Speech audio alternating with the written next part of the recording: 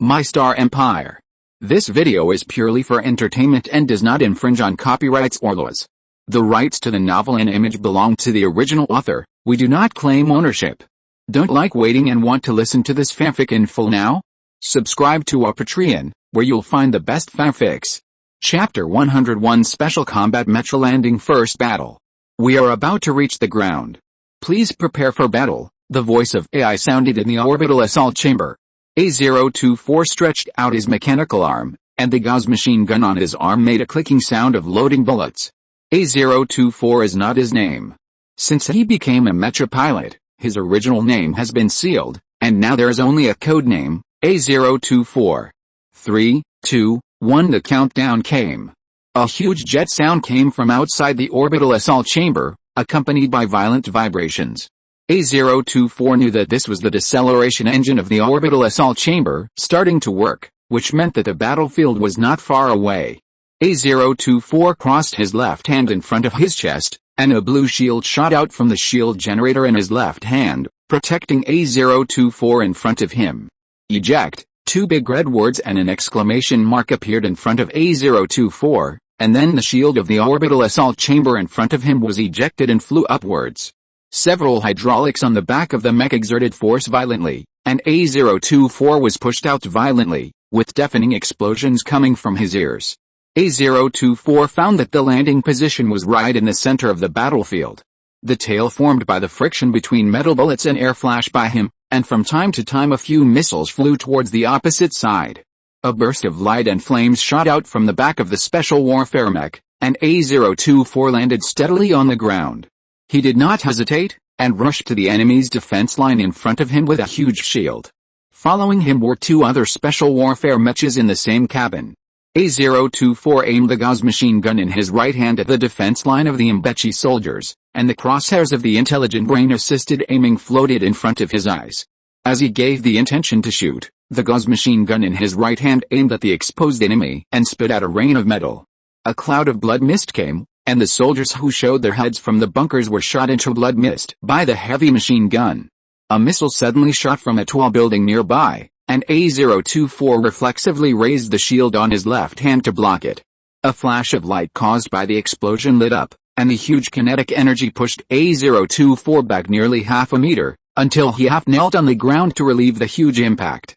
A024 pouted at the ground, and ran towards the tall building where the missile was fired with his hind legs. A024 turned off the shield on his left hand, jumped up with both feet, and inserted the vibration knife in his hand horizontally into the outer wall of the building. As he alternately pulled out the vibration knife inserted in the outer wall of the building, A024's figure quickly climbed to the top of the building. The Mingze soldier on the roof heard the strange sound coming from downstairs, and curiously leaned out with a launcher, just in time to see the special warfare mecha climbing up. The soldier raised the launcher in panic, aimed at A024 and pulled the trigger. A warhead flew towards A024 with a tail flame. A024 hurriedly used both arms to leap to the left, and the two vibroblades were inserted into the wall again. He exhaled in relief. While the soldiers were changing their ammunition, he leaped up, grabbed the eaves of the building with both hands, and leaped onto the roof of the building. The Mingze soldier who was still loading missiles felt that he was covered by a dark shadow. He raised his head tremblingly and faced the vibroblade that was slashing down. Puff, harmony, harmony, harmony, harmony. A024 took back the vibroblade that popped out and stood on the edge of the roof. The entire battlefield was in full view. Suddenly, his eyes were attracted by the cocky tanks that were approaching in the distance. The tracks of the 5 fast-moving tanks raised bursts of dust, like a yellow dragon driving towards the battlefield. "You clean up the bunkers, and leave the tank convoy to me," A024 said to the other two mechas in the communication channel. He aimed the red box in front of him at the tank convoy, and the missile nest on his shoulder suddenly popped up, and the ferocious missiles reflected a dazzling light. Beep, beep, beep. The sound of locking was heard, and the dazzling red box turned green. Dozens of missiles flew from his shoulders and flew towards the tank convoy. At the same time, A024 jumped from the roof and ran towards the tank. Dozens of missiles flew above the tank convoy in the blink of an eye. The anti-missile devices on the tank sprayed frantically, trying to resist the flying missiles, but there were too many missiles, and the interception devices had no time to intercept all the missiles before they were covered by the explosion. A dazzling flash of light came on, followed by 3 deafening explosions. A vibration came along the ground, and more than a dozen missiles hit the fragile roofs of the 3 Mingze tanks, detonating the ammunition inside the vehicles along the hatches. The only 2 remaining tanks seemed to be enraged, and the thick gun barrels turned to the running A-024. 2 gunshots rang out, and 2 metal armor-piercing shells tore through the air and flew towards A-024. He leaped up in the air for a few seconds and easily dodged the incoming shells, but the dodged shells hit another mech that was cleaning the bunker. A huge ball of flames burst out, and the mech was blown into a pile of charred parts. A-024 mourned for half a second in his heart, and continued to run towards the tank.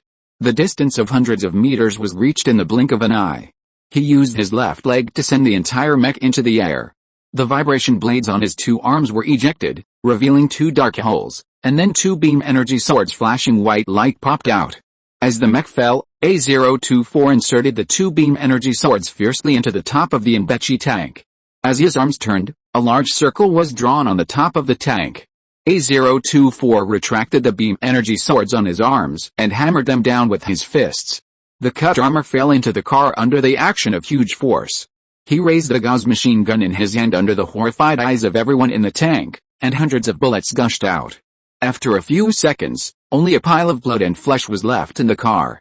Seeing this, another tank hurriedly fell back, and at the same time raised the barrel and aimed at the special warfare Mingze on the tank. Diddy. Emergency injection of neural stimulants. At this time, the AI of the special warfare power armor detected the threat, and a bottle of green medicine inside flowed into the safe box where the Mingze driving brain was placed along the catheter. This medicine is extremely harmful to the internal organs. Fortunately, the driving brain of the special warfare Mingze abandoned the body to use this medicine. With a bang, a shell broke away from the barrel and flew towards the A-024 special warfare Mingze. A-024 felt that the scenery in front of him suddenly changed, the world slowly began to turn yellow, and time slowed down.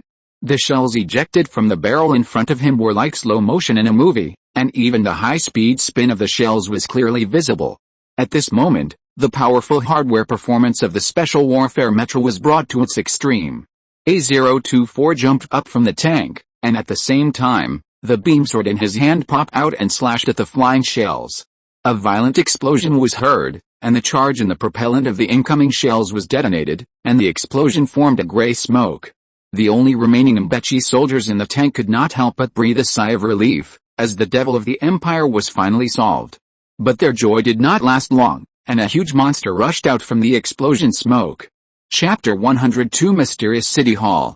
The explosion of the red gunpowder and the armor-piercing shell did not cause any damage to A-024's fuselage. A-024 rushed to the backing tank in a few steps, grabbed the edge of the tank with both hands and jumped up until his heavy body hit the raised barrel of the tank. A-024's heavy body instantly bent the barrel downward, then he stood up and jumped away, and the missile nest that had been reloaded on his shoulder popped out again. A-024 waved at the tank, and several missiles shot from his shoulder towards the tank. With several explosions, the world returned to peace. A-024 patted the non-existent ashes on his hands, turned around and walked back, and stopped only when he came to an open space.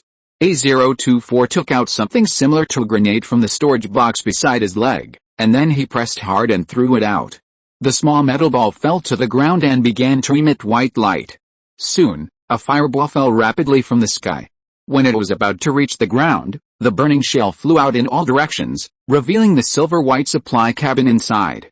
As flames slowly spurted out from the bottom of the supply cabin landed accurately on the open space where the metal ball was located. The mechanical structure stretched out in all directions, revealing the ammunition and weapons inside. A-024 reached out to remove the missile nest on his shoulder, took out the empty ammunition compartment inside, and then took out the fully loaded ammunition compartment from the supply cabin and stuffed it in. A few minutes later, a series of clicks sounded, and the ammunition supply of the whole body was completed. A-024 ran towards the enemy's defense line. In the holographic projection room of the Empire's flagship in the orbit of Gavria, the holographic image of the A024 mecha gradually disappeared among the buildings. Li Mingze clapped his hands. Very good, very good. This special warfare mecha performed very well. The Empire needs to continue to increase the popularization of this mecha and strive to make it replace the ordinary orbital airborne troops. In less than a day, the defense line of the Mbechi army was torn apart by the Empire's special warfare mechas, and countless strongholds were captured by the Empire. Looking at the green dots representing his own soldiers in the holographic image of the planet below, Li Mingze knew that the battle on the ground was coming to an end. Withdraw the orbital airborne troops. Send the Parker Auxiliary Army, formerly the Parker Puppet Army, to enter the planet to maintain law and order, and the airborne troops will go to the next planet with the fleet, Li Mingze whispered. Yes, Your Majesty. The officer standing at the door of the projection room stood at attention and saluted and turned away. One after another, transport ships flew from the orbit to the planet of Gavria. As the engines blew up dust all over the ground, the landing gear under the silver-gray transport ship slammed into the soil. In the dust, teams of auxiliary guard soldiers wearing light power armor ran out from the lower deck. Chopper, with a wretched face, slowly walked out of the transport ship surrounded by dozens of soldiers of the auxiliary guards. He held a cigar in his tentacles and put it into his mouth from time to time, taking a few puffs, looking very impressive.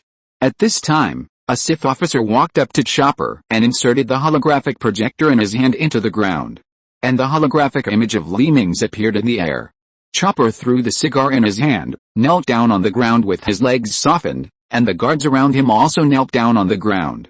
Your Majesty, the Great Emperor, if you have any instructions, I will go through fire and water without hesitation. Chopper, who had specially studied Sith culture in order to flatter, finally found an opportunity to show off.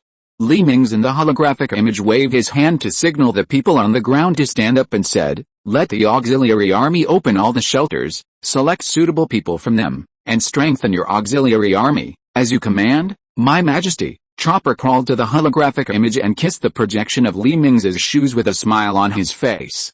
Li Mingze looked at Chopper with disdain, and the image disappeared. After Li Mingze left, Chopper immediately got up, pinched his waist with two tentacles, and shouted to the people behind him, "Did you hear what His Majesty said? Report it to me quickly. Kill all those who resist." Hearing this, the soldiers of the auxiliary army hurriedly got up and left. Demarcation line. On the planet Gavria, a small town built on a cliff welcomed two transport ships carrying auxiliary soldiers. As the transport ship landed, hundreds of auxiliary soldiers rushed out of the cabin with rifles in hand and quickly ran around the town. The commander of the Orbital Airborne Army originally stationed here stepped forward and shook hands with the commander of the auxiliary army to explain the change of guard. The assembled airborne soldiers lined up in a neat queue on the field in front of the transport ship, and then trotted onto the transport ship in order to complete the change of guard. In front of the town hall building in the small city, dozens of auxiliary soldiers surrounded the place, and 4 drones kept circling around the tall building. Thomas, the commander of the auxiliary army in charge of the city, came to the city hall building in a hovercraft he found in the city. "What's going on?" Thomas asked a soldier. The soldier saluted and said, "Sir, this building suddenly triggered its self-defense device after we entered, but after orbital scanning, although this building has a large underground building, there is no life in the building or underground. Oh. That means there is something important hidden here. Open fire and blow up this building." Thomas waved his hand and walked aside. A dozen soldiers carrying portable missiles walked forward, aimed at the building and pulled the trigger. More than a dozen missiles sprayed flames and flew towards the building. Soon, huge explosions continued to sound, and the sky was full of dust caused by the explosion. When the smoke cleared, the gate of the city hall, which was originally guarded by several self-defense turrets, and the turrets turned into rubble and fragments on the ground. "Go in," Thomas ordered loudly. Dozens of soldiers walked cautiously into the municipal building with guns raised. The strong light from the flashlights illuminated the dim hall. "Sir, we found the entrance to the underground building." Soon, a soldier shouted excitedly. Thomas, under the protection of several soldiers, arrived at the place where the entrance was found. He saw a huge metal gate standing behind a pile of debris in the underground storage room. Thomas raised his head at the metal gate. Several soldiers immediately understood Thomas's intention, turned around and ran out of the building. Soon, They returned to the storage room carrying a cutting machine. After connecting the battery on the power armor to the cutting machine, the head of the cutting machine flashed white light, and a nearly 2-meter-long beam energy knife appeared at the head of the cutting machine. Several soldiers carried the cutting machine and inserted the beam energy knife into the metal gate. With a sound of melting, the metal gate was slowly cut into a huge gap that could accommodate several people in and out. An extremely foul smell spread from the gap, and everyone turned off the external circulation system of the armor. The leading soldier pulled out a drone from his back and threw it in. The drone stretched out in midair and flew into the passage. I heard that being cute can get votes. Roll over the author to ask for recommendation votes.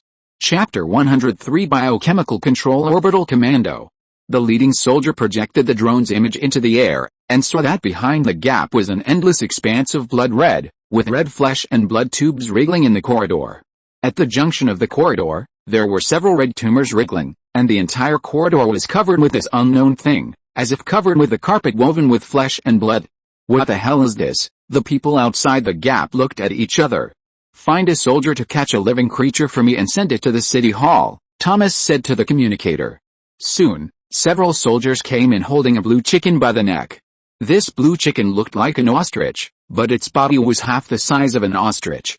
The blue chicken, whose neck was grabbed, swung its 2 long legs weakly in the air. The leading soldier took the blue chicken and threw it into the gap, and a shocking scene happened. The blue chicken thrown into the red carpet soon lost consciousness and lay on the ground. Dozens of tentacles stretched out from the carpet and inserted into the body of the blue chicken, and then the body of the blue chicken began to wriggle. Soon, the body of the blue chicken began to shrivel up, and finally only a layer of skin was left covering the bones. Then hundreds of tentacles stretched out from the carpet again, wrapped the already shrunken body and slowly rolled it into the ground. Thomas's eyes condensed, as if he thought of something, and a drop of cold sweat dripped from his forehead. Everyone retreat outside the building. Level 3 Biochemical Threat Alert. Immediately notify the command center in orbit. Thomas trembled and ordered everyone. Everyone hurriedly retreated, left the City Hall building, and retreated to the encirclement outside the City Hall. Command. We are the 000231 team. There is a level 3 biochemical threat here. Please send a biochemical prevention team to support us immediately. Command received. The biochemical threat cleanup team will set off immediately and arrive in 15 minutes. The communicator closed the communicator. 15 minutes later, 30 huge fireballs appeared in the sky and flew towards the city. When they were about to reach the sky above the city, the flames extinguished and the assault cabin inside was exposed. The thrusters at the bottom of the assault cabin sprayed out streams of flames. Soon after, 30 orbital assault cabins landed on the open space in the city. As the hatches of the assault cabins popped open, yellow-painted mechas walked out of the assault cabins, revealing the huge red biochemical symbols on their chests. Unlike ordinary special warfare mechas, they had 2 huge cans on their backs. Unknown liquids in the cans swayed as the mechas moved. Take your team and gather in the quarantine area of the city square, a mecha walked in front of Thomas and said, then pointed to the transport ship flying in the sky in the distance. Thomas nodded, waved to gather the soldiers of their team and walked towards the square. After all, he didn't know whether the gas in the gap contained viruses or something like that, so he could only accept isolation. More than a dozen mechas strode into the storage room of the city hall, and the lights on the mechas illuminated the scene in the gap.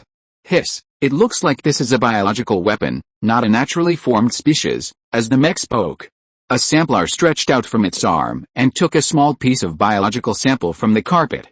Dozens of tentacles hit the sampler, but unfortunately there was no effect. The system is analyzing. 89%, 53% analysis completed. The DNA chain of this creature has obvious artificial traces, and it can be confirmed that this is a man-made product without a doubt, the mech responsible for testing the sample said. The other mechas looked at each other, and 2 flamethrowers were pulled out of their arms. They raised their arms and walked into the gap. Tentacles stretched out from the ground and stabbed at the mechas, but unfortunately they had no way to deal with the thin thorns that were invincible in the face of biological organisms and the cold steel. It has a strong offensive. Clear them all, the leading mech ordered. Many mechas raised the flamethrowers on their arms, and the liquids in the 2 huge tanks behind the mechas gathered together at the launch port of the jet, and the 2 met and turned into a blue flame of thousands of degrees. As the mecha's arm rotated, the blue fire dragon raged in the passage, and the red carpet and pipes quickly turned into ashes under the flames. Suddenly, there were screams at the end of the passage, and the piercing screams made the scalps of many drivers numb. This thing has thoughts. This was the thought that emerged in the minds of all the drivers at the same time. We will split into 3 groups and purify all the living ones we see, said the leading mecha. The other mechas nodded and walked to both sides of the fork in the corridor. 3 blue fire dragons kept moving in the corridor, and wherever they went, the red creatures turned into ashes. On a branch road, everyone came to the outside of a sealed room, and suddenly there was a violent clapping sound in the room. Is there anyone in this room? A mecha asked in confusion. Go open the door, be careful, Captain S031 ordered. Several mechas aimed their flamethrowers at the door. A beam of energy sword popped out from the arm of a mecha and cut towards the edge of the door. With a sizzling sound of melting, a circle that could accommodate a mecha was cut out of the sealed door. The mecha retracted the beam of energy sword in its hand and kicked the door panel. With a bang, the thick isolation door panel was kicked away, and an Mbechi man in a chemical protective suit came out, with the tentacles on the cap still trembling in fear. Don't shoot. I'm not a monster, the Mbechi man who came out raised 4 tentacles and shouted to everyone. Tell me, who are you? The translator in the mecha automatically translated the question into Mbechi. Save me, it's not safe here. The man grabbed the arm of the mecha in panic and begged. Who are you? Is there anyone else in this base? Asked the captain. There should be no other survivors in this base. I am the chief scientist of this base, Mohammed, the Mbechi man answered truthfully. What's going on with this red pipe? The captain nodded, and the emotionless electronic voice came again. Our expedition team discovered a fossil of an ancient creature here. Surprisingly, the biological cells in the fossil are still active. The Alliance established a scientific research base here, which later developed intra-city on the ground. At the beginning, the research went very smoothly. We successfully awakened the cells of this creature and resurrected the first mother. Until one day, the military sent people here and asked us to conduct weaponization research on this creature. I can't stop them. I reminded them, but no one listened to me. They cloned this ancient creature for weaponization research. That day was a nightmare. The violent earthquake caused by your orbital attack caused the underground reactor of the base to be dislocated. Although the power was only cut off for 1 minute, the protective wall that lost its position protection was easily broken through by these creatures. They have been disguising themselves. Chapter 104 Resurrection of Ancient Creatures. It's too dangerous here. Can you take me away first? After saying that, Mohammed looked at the mecha beside him with hopeful eyes. The mecha looked at the captain of the team again until the captain nodded. Finally, he could leave this nightmare place. Mohammed was so excited that tears were about to flow down. Be careful of them, he kindly reminded before leaving, and then walked out of the base under the escort of the mecha. The captain of the team shook his head in disbelief. What creatures could hurt our top war weapons? However, he still raised some vigilance. Be careful, these creatures can hide their biological signals. Everyone nodded and continued to walk in along the passage carefully. Suddenly, a black shadow flashed before everyone's eyes, followed by the harsh sound of claws rubbing against a metal wall. There is something there. A mecha aimed the flamethrower in its hand at the end of the corridor, and the searchlight on its body illuminated the end of the corridor, but the few people did not find anything. Where did that thing go? Everyone became nervous and kept sweeping the surroundings with the flamethrowers on their arms. Suddenly, the ceiling above everyone's head fell down, and a huge creature fell towards the crowd in the blood mist. The shell of this monster was extremely smooth, reflecting the faint light. Several huge bone spurs extended from the monster's back, and there were bulging muscles on its slender limbs. The monster's head was somewhat similar to that of a cobra, with layers of bone armor wrapped on the top of its head, and dozens of sharp teeth emitting a cold light. The monster's sharp claws were like 4 huge daggers, deeply embedded in the floor below. Several mechas were frightened and hurriedly turned around, aiming the flamethrowers in their hands at the falling monster. Unexpectedly, the monster's hind legs suddenly exerted force and jumped onto the top of a mecha's head. The sharp claws pierced into the gap in the mecha's head, and then used both limbs to twist the mecha's head off. Soon after, the alien leaped onto the ceiling again and disappeared from everyone's sight. The belated flames only burned the monster's tail.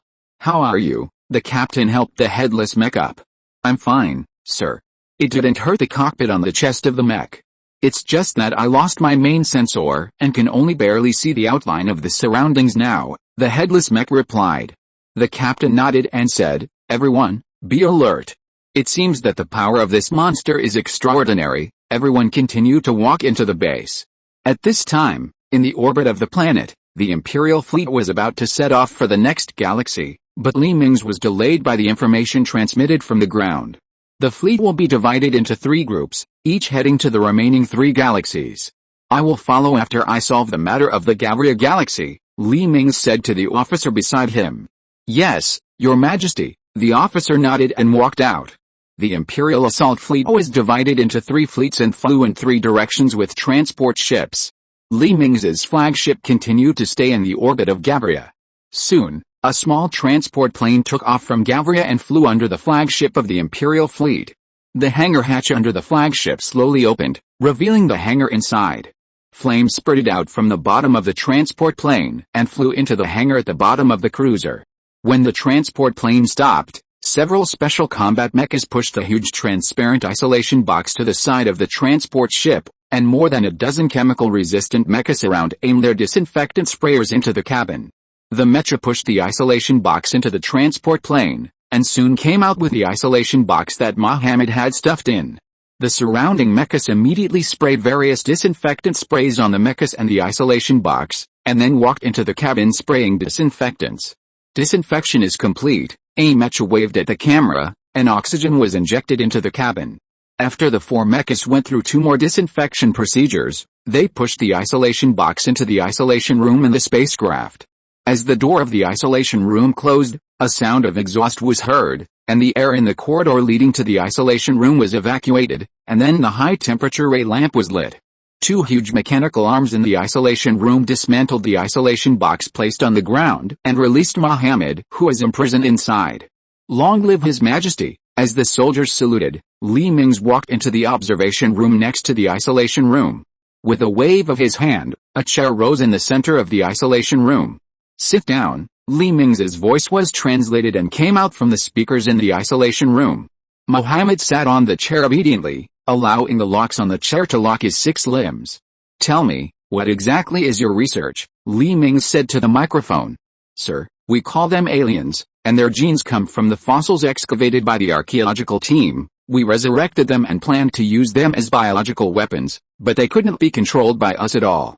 It seems that there is a mysterious communication method that connects them with their mother body, Mohammed said slowly with a lost tone. Oh? Mother body? What is the mother body? Mingze asked curiously. Mohammed showed a fearful expression on his face and said, the mother is our genetically modified alien mother.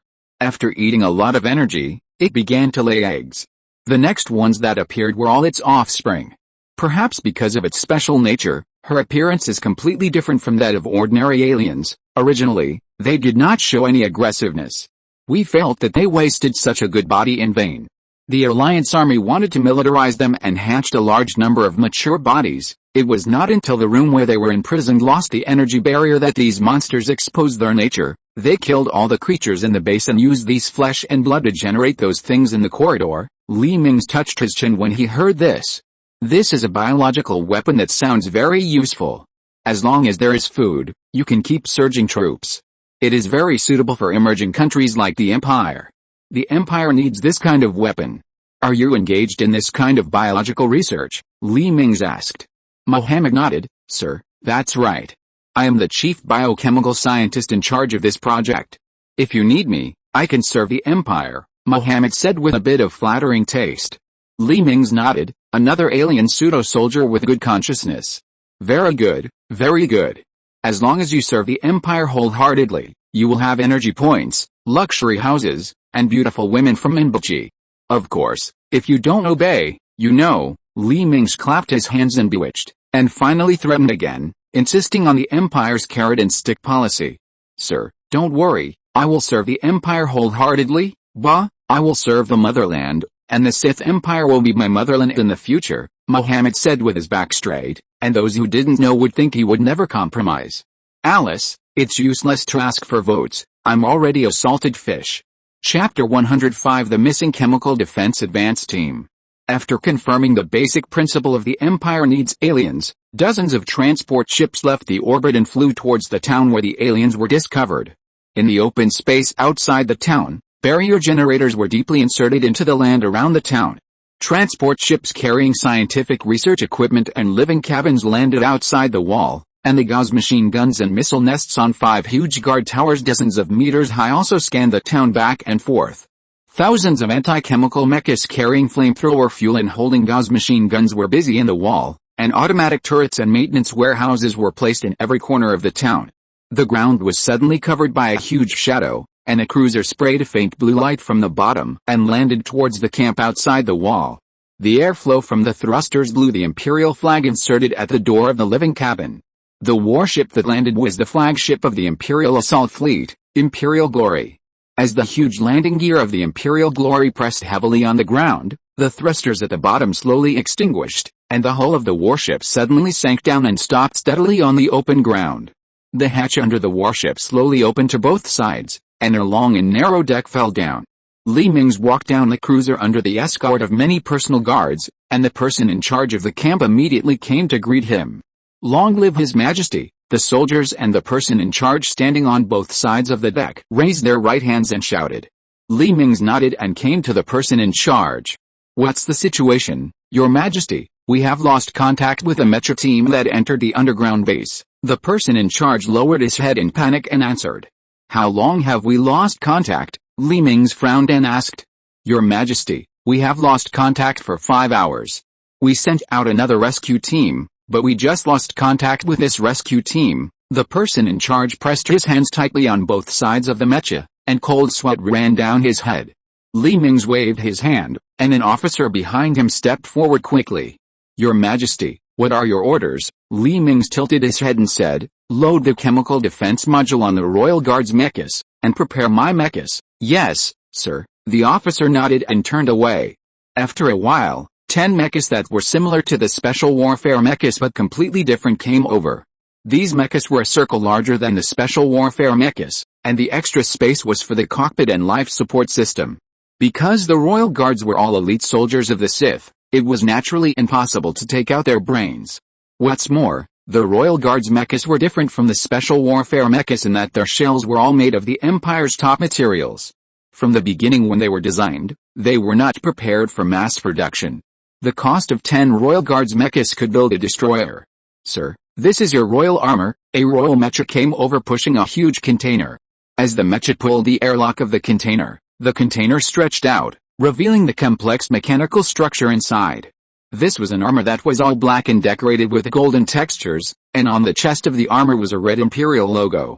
As Li Mingze lay in the center of the container, several interfaces were inserted into the power armor on his body, and then the parts were installed on Li Mingze by the mechanical arm of the container.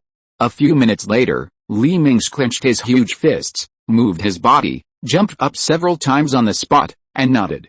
Let's go, we're going to the entrance of the underground base. Li Mingze and the guards walked into the waiting transport plane. The huge thrusters on both sides of the transport plane sprayed airflow and flew to the center of the city. The transport plane flew over the city and soon arrived above the city hall. The transport plane began to circle and prepare to land. Suddenly, a violent explosion was heard in the city hall, and a huge wave of fire pushed out a broken mecha. Li Mingze saw that something was wrong, and immediately let go and jumped from the sky towards the fallen mecha. The back and feet of the royal mecha sprayed bursts of blue light, and the mecha fell to the ground fiercely, but after being buffered by the thrusters, this impact had no effect on Li Mingze. After landing, Li Mingze rushed to the door of the city hall and dragged the lying mecha back to the encirclement outside. Not long after, a strange creature that was burnt black poked its head out of the door hole of the city hall and roared twice. The people in the encirclement hurriedly picked up their rifles and fired wildly at the alien. The metal bullets penetrated the hard shell of the alien, and the blood in its body dripped from the wound to the floor, corroding the floor into holes. The injured alien roared and retreated into the shadow of the building. Li Mingze was secretly happy. Yes, such a powerful and cheap street fighting artifact is what the Empire needs. If the Empire can use them for its own use, then the future planetary landing battles will be unstoppable. Military doctor, is there any hope for him? Li Mingze called the field doctor on the side. The military doctor pointed the scanner in his hand at the damaged mecha for a few seconds, then shook his head and said, Your Majesty, he is already beyond saving. The life support box storing the brain was cut open by a sharp weapon, and the nutrient solution inside has drained out, As he said this, he put his hand deep into the crack of the mecha, and when he took his hand out, it was already covered with the milky white nutrient solution. Mingze reluctantly used brute force to pull open the deformed shell of the mecha, revealing the information storage inside. Then he played the contents of the storage through the mecha's built-in projection device. In the dim corridor, more than a dozen mechas groped forward cautiously. "Have you found the advance team?" a call came. "No, we didn't even see a corpse. They may have gone too deep and blocked the signal," the owner of the damaged mecha replied. Suddenly, the carpet under one person's feet suddenly cracked, revealing a large hole, and a mecha slipped and fell into it. "Damn it!" Several mechas around him hurriedly grabbed him. Unexpectedly, a dark shadow rushed out from the cave, and pulled the mechas that were held by everyone down into the bottomless cave, and then the carpet squirmed and slowly closed. "Damn it!" A mecha angrily sprayed flames at the carpets around it, but after a few seconds, the carpets on the ground did not decrease at all. "Don't waste fuel, this kind of thing can't be burned, they have evolved." The owner of the video stepped forward to stop the mechas that were shooting crazily. They seemed to have a strong ability to adapt to the environment. After the vanguard used flame weapons on them, they mastered the method of preventing and controlling fire in such a short time, the owner of the video said to the others. "Thank you all for your recommendation votes, Mua." Chapter 106 Alien Nest. "Everyone, stop using flamethrowers, use beam energy swords," the owner of the video said to everyone.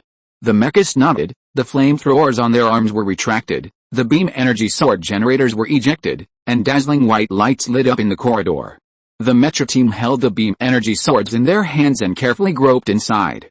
After the video fast-forwarded for dozens of minutes, the mecha team arrived at the door of the central hall of the base. Several beam energy swords were inserted directly into the hall door covered with silk mycelium. With a sizzling melting sound, a large hole was cut out of the door that could accommodate several people to enter and exit side by side. With a bang, the thick door panel of the hall was kicked to the ground, and the mechas stepped into the hall. Shocked. Extremely shocked. Everyone who entered the hall had no other thoughts and was stunned by what they saw. As the camera zoomed in, this central hall appeared in front of Mingze. The structure of the hall is similar to a huge open pit mine. The circular hall, which is tens of meters deep, is surrounded by corridors. The top of the hall is a huge irregular chandelier. At this time, in the hall, red pipes extend from many doors and ventilation ducts to the bottom of the central hall. Huge tumors are scattered in the corridors surrounding the hall. The fungal blanket formed by countless hyphae extends from the hollow of the corridor to the air. Countless small tentacles on the red fungal blanket dance irregularly in the air. At this time, a mecha in the video curiously leaned out of the corridor, and a humming sound came from the communication channel. "What's wrong?" The owner of the video walked forward curiously and leaned out of the corridor. At the bottom of the hall, a huge tumor estimated to be more than 10 meters high was constantly squirming, and countless red pipes intersected under the tumor. The most amazing thing is that there are several waste piles of various clothes and items not far away. The height of these waste piles is nearly 10 meters. I finally know why there is no one in the shelter of this small town. It takes a very stupid person to build a shelter in a base for researching biological weapons. Together, the owner of the video muttered. Maybe they did it on purpose. Another mecha next to him interrupted, and a chill rose from the heads of the mechas. "Look, isn't that the mecha of the advance team?" One person pointed at the bottom of the hall and shouted. Everyone looked over and saw that at the bottom of the hall, several aliens dragged a dilapidated mecha to the garbage dump and threw the extremely heavy mecha to the garbage dump. Damn it. The owner of the video slammed the handrail of the corridor, but unexpectedly, the huge force knocked the handrail down to the bottom of the hall. Puff, the handrail pointed downward and pierced into the soft flesh ball. The flesh ball trembled violently, and the wrinkles around it opened to both sides, revealing the huge eyeball inside. The huge eyeball swept towards everyone with a cold gaze, and everyone's heart trembled violently. The huge tumors in the corridors began to wriggle, and the aliens tore through the thin skin that bound them and broke out of the eggs. Soon, the corridors around the hall were crawling with black and hideous aliens, and bursts of piercing roars were heard. Aliens began to climb up along the hanging fungal carpet, surging like a black wave. "Run!" the owner of the video shouted. The mechas turned around and started running wildly, but their heavy bodies could not outrun the flexible aliens. Soon, the passage behind the crowd was flooded by aliens. "You go, I cover you." A mecha suddenly stopped running and shouted to everyone. The video turned to the mecha that was talking, and the picture shook up and down. It seemed that the owner of the video nodded. "Let's go," the owner of the video shouted, and many mechas picked up speed again and rushed outside. As Mingze played the information stored in a camera behind the mecha that had been guarded in the back raised two dazzling beam energy swords and rushed towards the sea of aliens. The mech slashed down and cut an alien in half, then waved its energy sword with both arms to cut off the aliens one by one. But there were too many aliens, and soon the mech that showed a flaw was submerged by the sea of aliens. "We must rush out, don't let his sacrifice go to waste," the owner of the video shouted when he saw this. Suddenly, the road was lost in front of everyone, and a huge pit appeared in the corridor. "Jump!" A loud roar came out. The video camera jumped high, and the jetpack was removed from the back of the anti-chemical mech. The only thing that could bring a little lift was the thrusters on the feet of the mech. Unfortunately, the pit was too deep, and the owner of the video fell down when he was about to reach it. A dark picture came. After a few seconds, a bright light broke through the darkness, and the owner of the video climbed up and looked around with his searchlight on his body. What came into view was a corridor filled with flesh and blood, with several damaged mechas scattered around. "What is this?" The advance team, the owner of the video flipped over a damaged mech and looked at the number and was shocked. "Captain, look at this." Several other members who also fell down shouted. The video owner let go of the mecha in his hand and walked towards the location of everyone. The next scene made Mingze in front of the video shudder. In the huge room, transparent tumors were hanging on the ceiling of the room. Through the lights, half-melted Mbechi people could be seen. "If I'm not mistaken, this should be the aliens' granary. Let's find a way out quickly." Upon hearing this, everyone hurriedly dispersed in the room to find a passage to leave. "Found it," a mecha moved a deformed metal plate and shouted. After passing through the passage behind the metal plate, everyone came to a laboratory, where dozens of computers were stacked around the mainframe in the middle. On the other side of the laboratory was a thick layer of explosion-proof glass. The glass was foggy and nothing could be seen clearly. The light of the searchlight could not penetrate the heavy fog inside. Beep, system start up. As the video owner pressed a button on the mainframe, the lights in the entire laboratory gradually lit up. The anesthetic gas is beginning to be recovered. With a prompt of the system, the fog behind the laboratory glass began to dissipate, revealing a strange alien handcuffed to a metal table. This handcuffed alien is not as hideous as other aliens. There are red lines on its black streamlined shell, and a huge tail several meters long hangs down on the edge of the metal table. The face of this alien is not as scary as that of ordinary aliens. There is a unicorn-like protrusion on its handsome visor. "What is this?" someone asked puzzled. Suddenly, a series of vibrations interrupted everyone's thoughts. The isolation door on one side of the laboratory made a series of banging sounds, and protrusions appeared on the door. "Brothers, your votes yesterday were so awesome. You must keep it up this week. I love you guys." Chapter 107 Entering the Laboratory. Oh no, those monsters are catching up. Everyone stopped thinking about what the aliens behind the glass were, and ran towards another door. When everyone ran out of the laboratory, the mecha that followed at the end stopped moving. "Catch up. It's too late." The owner of the video turned around and shouted, "You guys go, we can't outrun them. Someone has to sacrifice. I have no relatives, it doesn't matter if I die." As he said that, he pressed the door closing button on the side, and the heavy isolation door closed in the middle. "Let's go." The owner of the video slammed the wall hard and continued to run forward with everyone. Bang! A deafening explosion sounded, and a wave of air blew from behind everyone, and the huge thrust pushed everyone to stagger. "We are almost at the exit. Speed up." A huge map appeared on the wall on the left-hand side of everyone, and the green dot representing the current position was very close to the exit. A burst of shattering sound rang out, and dozens of aliens fell from the ceiling in front of the passage, standing on the ground and roaring. "Fight them!" the video owner yelled and shot out beam swords from his arms and rushed forward. "Captain, we'll hold them here. You must report the news to the Empire." Several team members stopped the video owner and said, "You?" The captain's wide mechanical hand held tightly. "Go. Go." Many mechas ejected the beam swords in their hands and split into two groups to run in the front and back directions. The aliens that rushed up fought with the mechas, and the dazzling beam swords were waving in the air. From time to time, pools of alien blood were sprinkled on the mechas and corroded holes. The video owner made up his mind and ran quickly towards the exit, ignoring the mechas and aliens fighting on both sides. Go to hell. The people who had been submerged in the sea of aliens activated their self-destruct devices. The explosion caused by the mecha reactor detonated the fuel tanks behind everyone, and a huge wave of fire swept the entire corridor. The video owner, who was about to escape from the city hall, was torn by an alien chasing him, and the weak armor on his back was torn, and the violent explosion pushed him out of the city hall. The video ends here. Li Mingze took a deep breath. It seems that the plan to obtain biological weapons this time is not so simple. Add 10 times the military force to the city. Not a single bird can be released. Got it. Li Mingze turned around and ordered the officer beside him. Yes, the officer saluted and trotted to the transport plane to fly to the camp outside the city. You, uninstall the anti-chemical plugin and replace all with gauze weapons, Li Mingze ordered the royal guards behind him. The guards who received the order removed the flamethrower behind them with their bare hands and replaced it with a thruster backpack for acceleration. Li Mingze, who also changed his equipment, led the royal guards into the dark city hall. In the dark passage, Li Mingze and others did not turn on the searchlight, but activated the night vision device and dynamic tracker on the mecha. As long as the opponent shook slightly, the scanner could mark it out, even if they had the ability to not emit life signals. Along the way, Li Mingze and others did not encounter any monster attacks, and even the red pipes extending everywhere disappeared.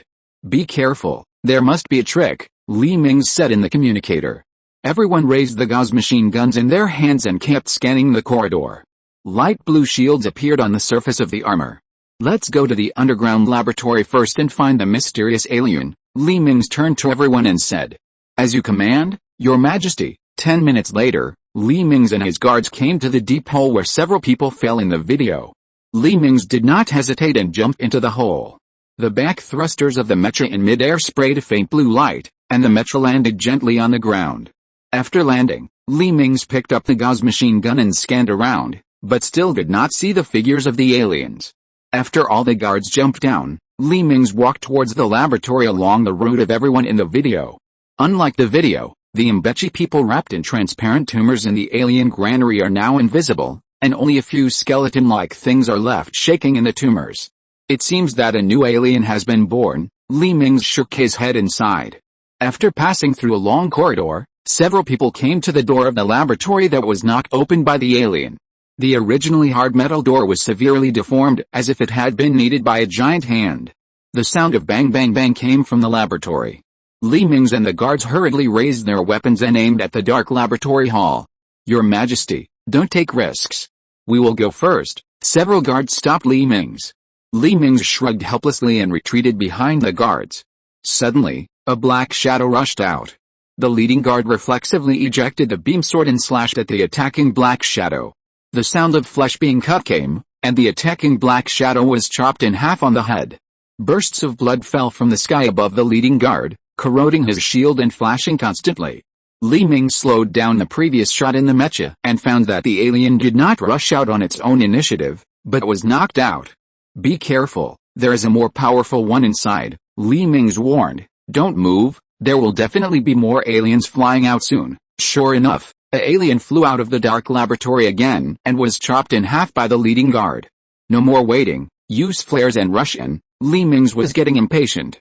The leading guards nodded and pointed their arms at the dark laboratory. Several grenades flew into the laboratory from the launchers on their arms. After a while, several dazzling lights lit up. The flares, driven by the internal batteries, emitted a dazzling light that illuminated the experimental hall. Roar! A wounded alien in the room was tightly surrounded by dozens of aliens in the center of the room. The surrounded alien had conspicuous red lines on its body. It was the special alien tied to the test bench that Li Mingze saw in the video. The alien noticed Li Mingze and others at the door and roared at them. Everyone even saw a plea in its eyes. The guards turned to look at Li Mingze. Li Mingze nodded, and the guards used their hands to launch beam energy blades and rush towards the alien group. Many ordinary aliens were attracted by the rushing guards, and gave up the special aliens and rushed towards everyone. The guards raised the beam energy swords and collided with the aliens. Chapter 108 Alien Mother. Although there were many aliens, this time they were facing the more advanced weapons and equipment of the guards' mech. The claws that were always invincible lost their effect under the shield of the guards' mech, and the attack on the guards' mech could only cause ripples on the shield. On the contrary, the guards' energy swords could cut the bodies of these aliens like cutting tofu. It was a one-sided massacre. In less than 2 minutes, the ordinary aliens that had originally besieged the special aliens were killed. The guards stepped forward carefully, holding energy swords and surrounding the special aliens with tension and vigilance, forming a circle of encirclement. Mingze then stepped forward. The scarred special alien looked around at the guards around it, then looked at Mingze, and jumped down from the high platform with a shake of its body, and carefully walked to Mingze's feet and squatted down. The 3-meter-long huge body was half a head taller than Mingze when it squatted down. Mingze was shocked. Could this alien have wisdom? It actually knows how to give in. Can you understand what I'm saying? Mingze tried to ask the special alien in Imbachi. Unexpectedly, the alien actually nodded at Mingze. Mingze and the guards were shocked. You want to follow me? Mingze asked curiously again. The special alien nodded and rubbed Mingze's mecha. Then I'll call you Red Dot. Although he didn't know why it wanted to follow him, Mingze could only try to accept it first. Anyway, it couldn't break the shield of his mecha. Mingze walked around the red dot and came to the mainframe of the laboratory and placed his hand on top of the mainframe. AI, start cracking the experimental data. A series of yellow lights emanated from Mingze's hand and floated to the experimental mainframe under his palm, and then the screen of the experimental mainframe began to flash rapidly. The host has been cracked. Do you want to read the experimental log? Read, Mingze said in a deep voice. Loading. On January 30th, 2027, we successfully extracted their genes from the dormant cells of ancient fossils. On February 3rd, 2027, the resurrection plan was launched. We will use the extracted genes to revive these ancient creatures. On May 1st, 2027, the resurrection plan went very smoothly. The embryo of this creature has begun to form in the incubator, and we will soon be able to witness the true appearance of this ancient creature. On May 5th, 2027, under the infusion of a large amount of nutrients, this creature seems to grow very quickly. We can even see its huge claws that have grown through the membrane of the embryo. On May 7th, 2027, incredible. It took only 6 days for this creature to grow from an embryo to an adult. We have a feeling that it is about to break out of the egg and be born. On May 8th, 2027, it began to move, and it used its sharp claws to tear apart the tumor that constrained it. A miracle in the history of Imbachi creatures, we have resurrected an extremely magical ancient creature. On May 30th, 2027, it seems that the brain of this creature is not well developed, and it can only perform simple reflex training, but its body is very strong. On June 25th, 2027, the normal experiments were completed, and we began to let it try its first predation. At the same time, we named the alien mother. On June 26, 2027, a huge take cow was put into the grazing room of the alien mother. Oh my god. It was too violent, and blood was splattered everywhere. The take cow was easily torn apart by the alien mother. On June 28, 2027, something unusual happened. The body of the alien mother began to change. Its muscle groups began to increase and its size began to change. Could this be related to the take cow it swallowed? On June 30th, 2027, the body mutation of the alien mother has stopped, and it has become abnormally strong. We plan to feed it with more scorpions to see if the alien mother really has the ability to swallow genes to strengthen itself. If it is true, we Imbachi people will be sublimated and our race will be able to evolve. On July 1st, 2027, a 2-meter-long Moor scorpion was put into the room of the alien mother. The alien mother smashed a Moor scorpion's head with one claw, and its strength was at least 5 times stronger than before. On July 5th, 2027, it turned out that this alien could devour the genes of other creatures to gain strength. After devouring the Moor scorpion, it had evolved a smooth and hard shell. On August 13th, 2027, after testing dozens of creatures, we found that the alien mother could extract useful cells from creatures to strengthen itself. In order to learn more about this creature, we plan to feed it the smartest known animals. On August 29th, 2027, this time the alien mother evolved much longer than before. Its head has expanded a lot, and it should have acquired a developed brain. On September 3rd, 2027, the learning speed of this alien mother was beyond our expectations. It has learned simple addition and subtraction. On October 19th, 2027, oh my god. It took only 1 month for this alien mother to learn the pinyin of our Mbechi language. This intelligence is comparable to that of a 10-year-old Mbechi child. On December 1, 2027, this alien mother could already understand our simple conversations. This is a miracle. We have created a new intelligent creature. On December 15, 2027, this alien mother actually evolved reproductive organs. According to our scans, it actually began to reproduce asexually. On December 27, 2027, the military sent several consultants to take over the operation of the laboratory. It seems that the Alliance wants to weaponize this creature. Although our research group tried their best to dissuade it, it seems to be of no use. On January 3, 2028, the representatives sent by the military ordered us to clone the alien mother and use genetic technology to transform it to enhance its fertility. On February 16, 2028, a new alien mother was born. Its size continued to increase, and the incubator we originally prepared for it could no longer hold it. We prepared a new home for it, a superculture tank located in the central hall, with double protection of explosion-proof glass and energy barriers. This time the space is enough for it to grow. On March 2, 2028, the new alien mother gave birth to 20 embryos at a time, and these embryos are growing into tumors.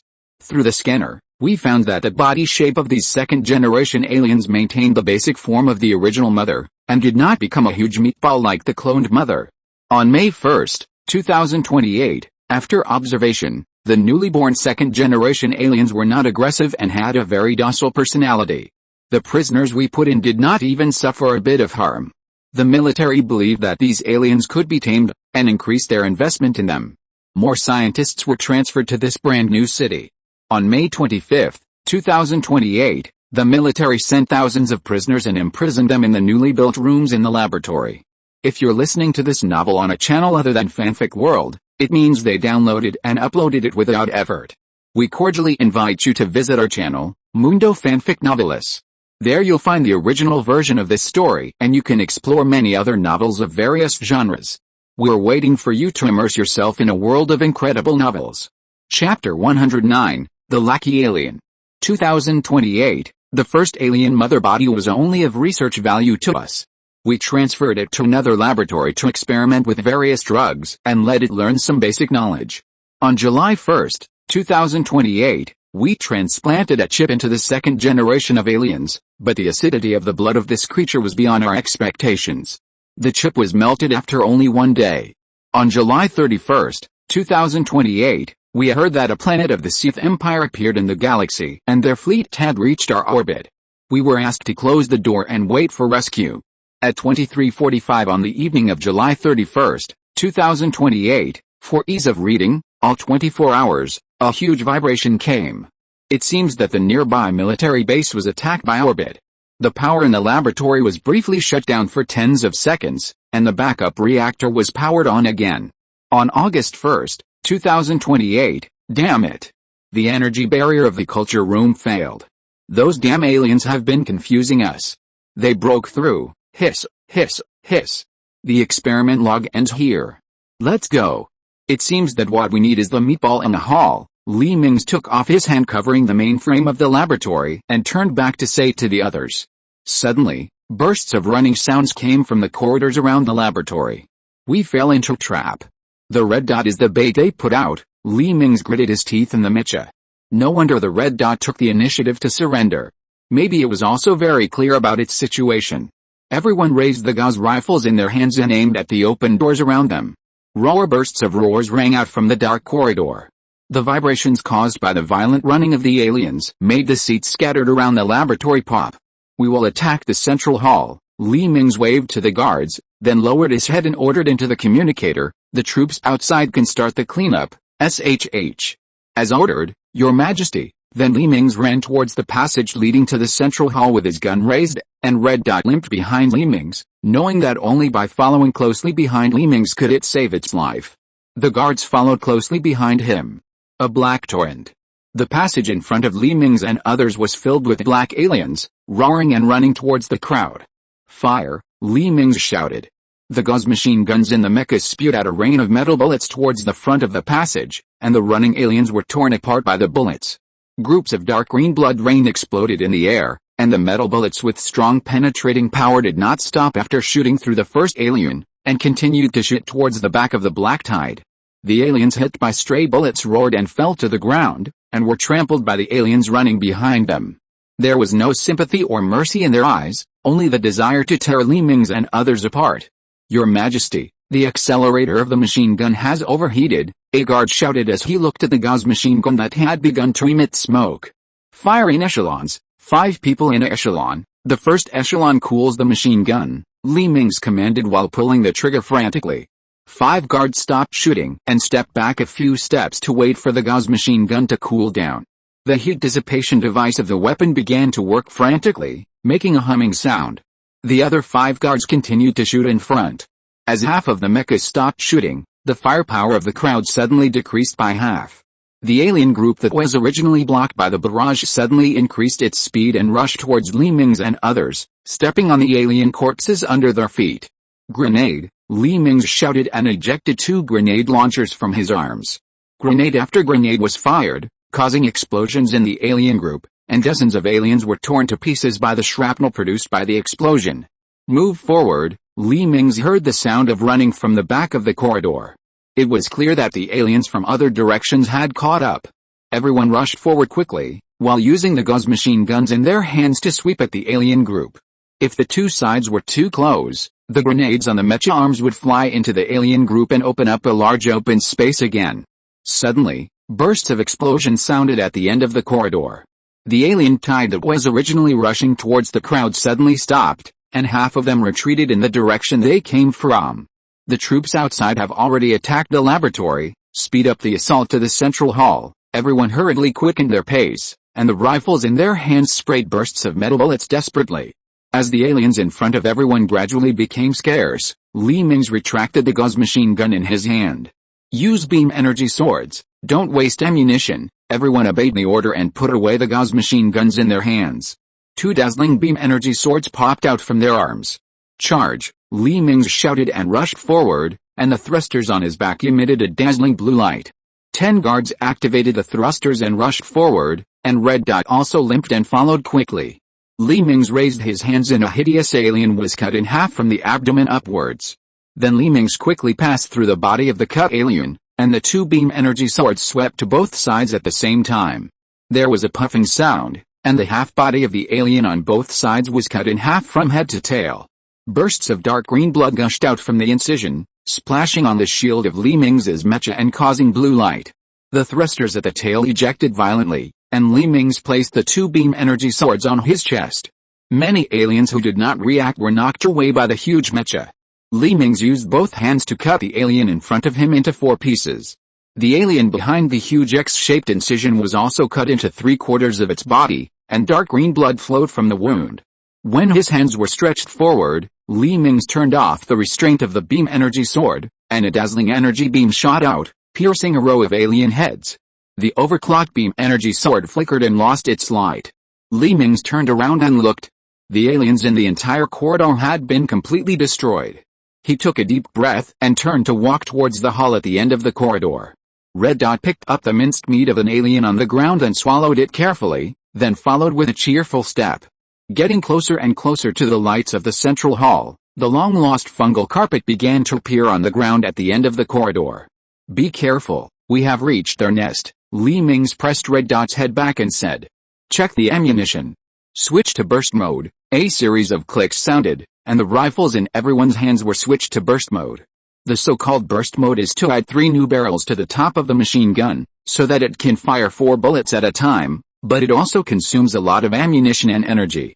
It is a decisive weapon that will only be used in a decisive battle. "Charge!" Li Mingze shouted and ran across the broken door into the hall. The sudden brightening of the lights and a large number of dynamic signals made everyone's monitors malfunction for half a millisecond. Book tickets for tomorrow. Chapter 110: The Mother of Mutation and Evolution. The scene of the central hall appeared in front of everyone. The huge central hall was completely different from the scene in the video. The red pipes that were originally crisscrossing everywhere had disappeared, and the fungal carpet hanging in the hollows was a withered black and gray. The tumors disappeared without a trace, leaving only many aliens lying on the fence and roaring. However, These roaring aliens did not attack them, but turned around and disappeared in countless passages, which made Li Mingze very confused. Suddenly, everyone felt the floor under their feet vibrate violently, and pieces of dry fungal carpet debris fell from the ceiling. Several people looked down and saw that the huge meatball on the ground was twitching violently, and huge tentacles were waving wildly under the meatball. With a puff-tearing sound, the original meatball was torn apart from the inside, and a large black shadow rose from the meatball, rising higher and higher until it hit the huge chandelier on the ceiling and stopped. The body of the black shadow slowly stretched out, and its hideous appearance was exposed to everyone. The huge body, about 70 to 80 meters high, was covered with black scales. The 4 huge claws were strong and powerful. There were also 10 tentacles covered with barbs flying in the air under the body. The pointed and large head had 2 huge compound eyes full of bloodshot, and the hard scales around the eyes could provide good protection for the huge compound eyes. From the slightly opened mouth, you could see dense and cold sharp teeth, and the saliva dripping from the mouth from time to time corroded the floor into large holes. Damn, Li Mingze couldn't help but burst out a swear word. Your Majesty, let's withdraw and call for an orbital attack. A guard swallowed his saliva and said. No, we need a living sample of it. There's not even ash left here for a ground-penetrating fusion bomb, Li Mingze said decisively. Let's meet it and disperse the attack. After that, Li Mingze took the lead in running to the ring corridor, while raising the Gauss machine gun in his hand. The guards also raised their guns and dispersed along the ring corridor around the central hall. Focus on shooting its eyes. Following Li Mingze's order, the guards pulled the trigger and a ball of bullets shot out. The mutant wanted to close its eyes and use its scales to block the incoming bullets, but the speed of the bullets was too fast and it was too late to protect its eyes. The rain of bullets hit the mutant's eyes fiercely, and streams of dark green blood swarmed out. The mutant let out a painful wail. The huge sound waves in the closed hall made everyone stagger and delayed the opportunity to run. The mutant's claws suddenly slapped towards Li Mingze's figure. The thrusters behind Li Mingze exerted force violently, pushing him forward a short distance. There was a creaking sound of intense friction, and the corridor behind Li Mingze was directly broken by the mutant's huge claws and fell to the bottom of the hall. Finding that the first shot missed, the mutant swung another claw heavily in front of Li Mingze. Li Mingze, who was about to be hit, shoveled the ground and passed through the gap between the claws and the corridor. He supported himself with one hand and jumped up. Li Mingze continued to run forward. The guards on the other side took the opportunity to pour ammunition madly on the mutant. The angry mutant cut across with 2 claws, lifting the corridor high along the way. There were bursts of harsh metal distortion sounds, and the originally flat corridor was squeezed into a wave shape by the huge force. Li Mingze focused on the giant claws that cut across. Just as the giant claws were about to come, he jumped up and landed on the claws of the mutant. Taking this opportunity, Li Mingze quickly climbed up along the claws of the mutant. The huge mutant, who noticed Li Mingze's intention, madly crashed into the wall on the side. Damn it, Li Mingze cursed and jumped from the mutant to the corridor on the side. Bang! The heavy mecha fell to the ground fiercely, making several dents on the metal ground. Your Majesty, our weapons can do very little damage to him. Should we use missiles? The voice of the royal guards came from the communicator. Approved. Li Mingze did not have much time to think, because the sharp claws of the mutant had already caught up. At this moment, the royal guards at the other end of the hall stood still, and the missile launcher on their shoulders popped outward, revealing the pointed missiles inside that reflected the cold light. As they were activated, blue lights appeared on the missile heads, and huge thrust was emitted from the rocket's tail thruster, firing hundreds of missiles at the huge mutants in the hall. The mutants had already discovered the abnormality here, and they turned around fiercely, fanning the flying missiles with their claws. The claws of the mutants brought a hurricane to fan the hundreds of missiles to the side, and the missiles hit the giant claws wrapped in hard shells, causing bursts of explosions. The airwave of the explosion shattered the huge chandelier on the top of the hall.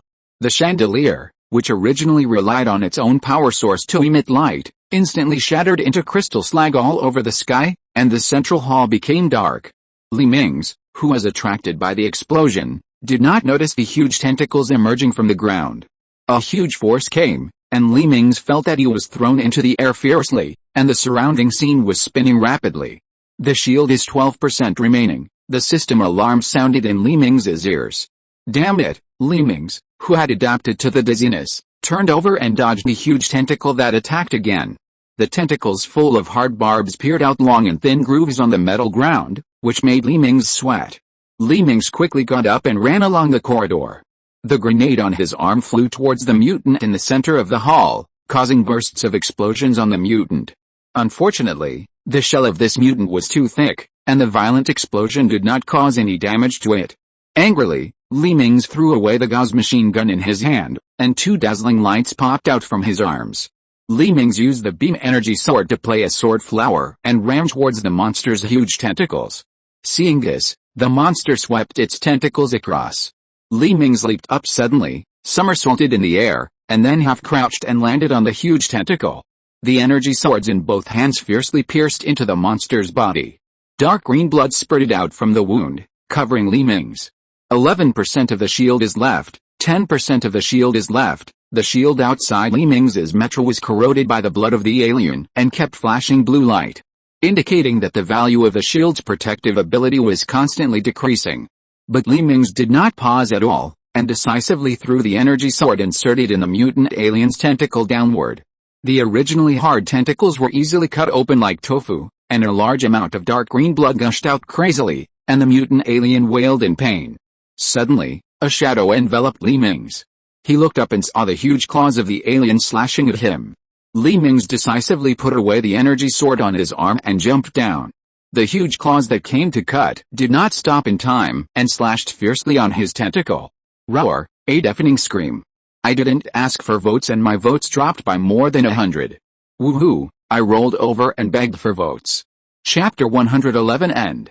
The painful mutant turned its bloodshot eyes to Li Mingze, and the guards behind it had been ignored. Now, Li Mingze shouted in the communication channel. The guards jumped down from the corridor and jumped onto the mutant. The beam blades on their arms pierced into the mutant's body.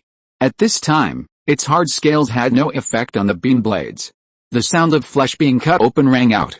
As the guards' mechas slid down quickly under their own weight, 20 huge scars were cut on the alien's body. Unexpectedly, the blood that gushed out covered the guards' mechas and corroded the armor of the mechas.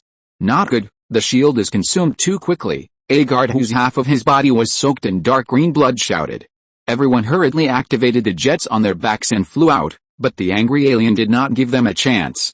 Several huge tentacles swung across and smashed the guard's mechas in midair. The armor shield with weakened protection was shattered by the huge force at the first sight. With a huge metal collision sound, 10 guards were embedded in the metal wall of the hall. The propulsion device of the armor was damaged, the transmission device was damaged by 89%, the reactor power was 11%, and the weapon devices were all damaged. The information of the guards' mechas appeared on the screen in front of Li Mingze. Li Mingze couldn't help but burst out with a swear word. This is a shit guard. It's not as strong as the Emperor who learns skills in the game every day. Wait, go back and double the training intensity, Li Mingze said angrily in the communication channel, but his body did not stop, and he was always dodging the tentacles of the mutant aliens. You forced me, Li Mingze said angrily on the communication page. Imperial flagship, deploy a ground-penetrating nuclear bomb to my current coordinates, don't activate it. Tens of seconds later, there were waves of vibrations above the hall, and some chandelier fragments on the ceiling fell one after another. Suddenly, the ceiling was drilled by more than 10 cylindrical objects and smashed into the hall. The sound of flesh being drilled through rang out, and the mutant alien was penetrated by the nuclear bomb that drilled from the sky. Dozens of blood gushed out, and the mutant alien's body began to twist in pain, and its mouth opened wide and let out a series of mournful roars. Li Mingze seized the opportunity to jump down from the corridor, and the thrusters behind him suddenly sprayed out blue flames, sending Li Mingze to the mutant alien's wide-open mouth. Gritting his teeth, Li Mingze controlled the mecha to dive down and flew into the alien's huge mouth. The mutant alien was stunned. It couldn't understand why someone would be so desperate to fly into its mouth. However, it subconsciously prepared to close its mouth and taste this little bug to see if there were any excellent genes to use. At this moment, the mother of the alien, Red Dot, who was hiding behind the corridor door and looking into the hall, nervously grasped the broken door panel. The hard metal door panel was twisted and deformed under its huge force. The mecha has started the self-destruct program, detonating the reactor and all the ammunition on it. Li Mingze looked calm at the moment. Self-destruction countdown 2, 1 eject, Li Mingze yelled, and the escape device of the mecha was activated instantly. The thruster module originally attached to the back of the mecha suddenly popped open, and the armor behind the mecha opened to both sides. A human-shaped metal box was ejected from it and flew into the air. At this time, the mutant's big mouth just closed, and a huge explosion sounded. A huge bulge was propped up on the head of the mutant, and countless blood flowed from the corners of its mouth and eyes. The human-shaped metal box that was shot into the air suddenly unfolded, and Li Ming's inside was suspended steadily in the air with blue flames sprayed under his feet. The body of the severely injured mutant was dancing wildly in the central hall, and its huge body smashed and tore the corridors surrounding the hall. However, this was its last dying struggle. After dozens of seconds, the mutant gradually stopped twitching, and its huge body slammed into the bottom of the hall. Countless dark green blood flowed out of the wound of the mutant, and slowly the bottom of the entire hall was submerged by the strong acidic blood. The floor of the hall was corroded by the strong acid blood and soon corroded to the underground canal at the bottom of the base. In the dark green blood that no one noticed, an alien holding a red egg disappeared into the underground canal. Li Mingze took off his helmet, turned and walked into the passage leading to the exit. Red Dot also turned and followed him out. Teams of soldiers in power armor saluted and ran past him and ran towards the central hall. Li Mingze, who walked out of the council hall, was dazzled by the suddenly bright light. He stretched out his hand and gently blocked the sunlight. The open space in front of the council hall was already full of tanks and armored vehicles, and transport planes carrying experimental cabins landed on the open space not far away. At this time, an officer trotted forward. "Your Majesty, the anti-corrosion mecha you requested has been manufactured on the cruiser and has been distributed to the salvage team first. The cleaning of the aliens in the experimental base has also been completed. We have captured an alien alive," the officer saluted and reported respectfully, but then his eyes were attracted by the red dot behind Li Mingze. The first generation of the alien mother red dot walked out slowly from the shadow of the council hall, holding a piece of flesh and blood that fell from the mutant alien in its mouth. "Your Majesty. Is this okay?" the officer asked hesitantly. "It's okay, it can understand human language." Li Mingze touched the head that the red dot stretched out. Poor red dot didn't know that Li Mingze planned to transform it after returning to the Sith Star so that it would not betray him, and by the way, let the handsome alien mother become the new pet of His Majesty Li Mingze. "Your Majesty, you need to go to the front battlefield, the fleet needs your command." Tianyi's voice came from the communicator. A landing ship in the sky sprayed flames and slowly landed. The deck at the stern opened downwards, and a small team of guards ran out and stood on both sides of the deck. "Your Majesty, Lord Tianyi sent us to pick you up." Li Mingze nodded, and walked onto the landing ship with the red dot of the alien mother. As the guards ran onto the spaceship again, the deck of the landing ship slowly closed. The four huge thrusters of the landing ship suddenly spewed out flames, sending the landing ship into the planetary orbit. Tens of minutes later, inside the Imperial flagship in the orbit of Gavria, the hatch of the bridge slowly opened to both sides, and Li Mingze walked in from outside. "Salute. Long live His Majesty," an officer shouted, and in an instant all the crew members stood up and raised their right hands to Li Mingze. Li Mingze nodded and sat on the command seat. "Target the Havel system. Go and join the main force of the assault fleet," Li Mingze commanded, holding the command sword with both hands. "As you command, Your Majesty." Coordinates W34,242, 215,646, 346,232. Proceed to the edge of the galaxy to initiate the jump. The flagship's tail thrusters began to emit a faint blue light, heading towards the outskirts of the star system. Chapter 112 Controlling Halva. Havel Galaxy, Havel Star. In the orbit of this tropical planet with dense blue rainforests, hundreds of warships of various sizes are orbiting the planet's orbital elevator. The huge space station tightly straightens a hollow pipe with a diameter of hundreds of meters, and countless freight elevators are climbing in the pipe. This huge orbital building was built 300 years ago, when the Mingze Alliance had just mastered the ability to navigate the stars. At that time, anti-gravity technology had not been developed, and if you wanted to build a huge spacecraft, you could only use an orbital elevator to send materials into space. As a product representing the Mingze Alliance's official entry into space, this orbital elevator has been maintained with a lot of resources, so it is still as good as new today, 300 years later. As the home planet of the Mingze Alliance, Havel Star is extremely developed, with countless light bands throughout the rainforest, and cities integrated with nature, showing the Mbechi people's philosophy of returning to nature. The above paragraph is the official words of Mbechi. In other words, in the early stage of civilization development, Mbechi civilization overexploited the mother planet, and only started to plant trees on high-rise buildings after the last forest was gone. However, this planet was too small and could not bear the huge population of Mbechi civilization. So after finding a larger and more perfect planet with life, Mbechi moved the capital planet to the new planet, and the original mother planet became a gathering place for the poor. Billions of poor Mbechi people live on this small planet with a diameter of only half that of the Earth. A huge spaceship appeared at the edge of the Val galaxy and flew towards the Havel star at a high speed. In the holographic conference room of this battleship, Mingze and many officers of the fleet were holding a video conference. Your Majesty, there is no normal army on this planet, only the security force is responsible for suppressing these poor people, but they have surrendered after we reached orbit. Now there is no resistance on this planet, an officer reported to Mingze who was sitting at the head of the table. And the people on this planet are the most unwelcome people in the Mbechi Alliance. They are a good source of soldiers for our Imperial Auxiliary Army, fake army. I hope His Majesty can approve us to recruit soldiers in the occupied area. Another officer also spoke. Mingze nodded.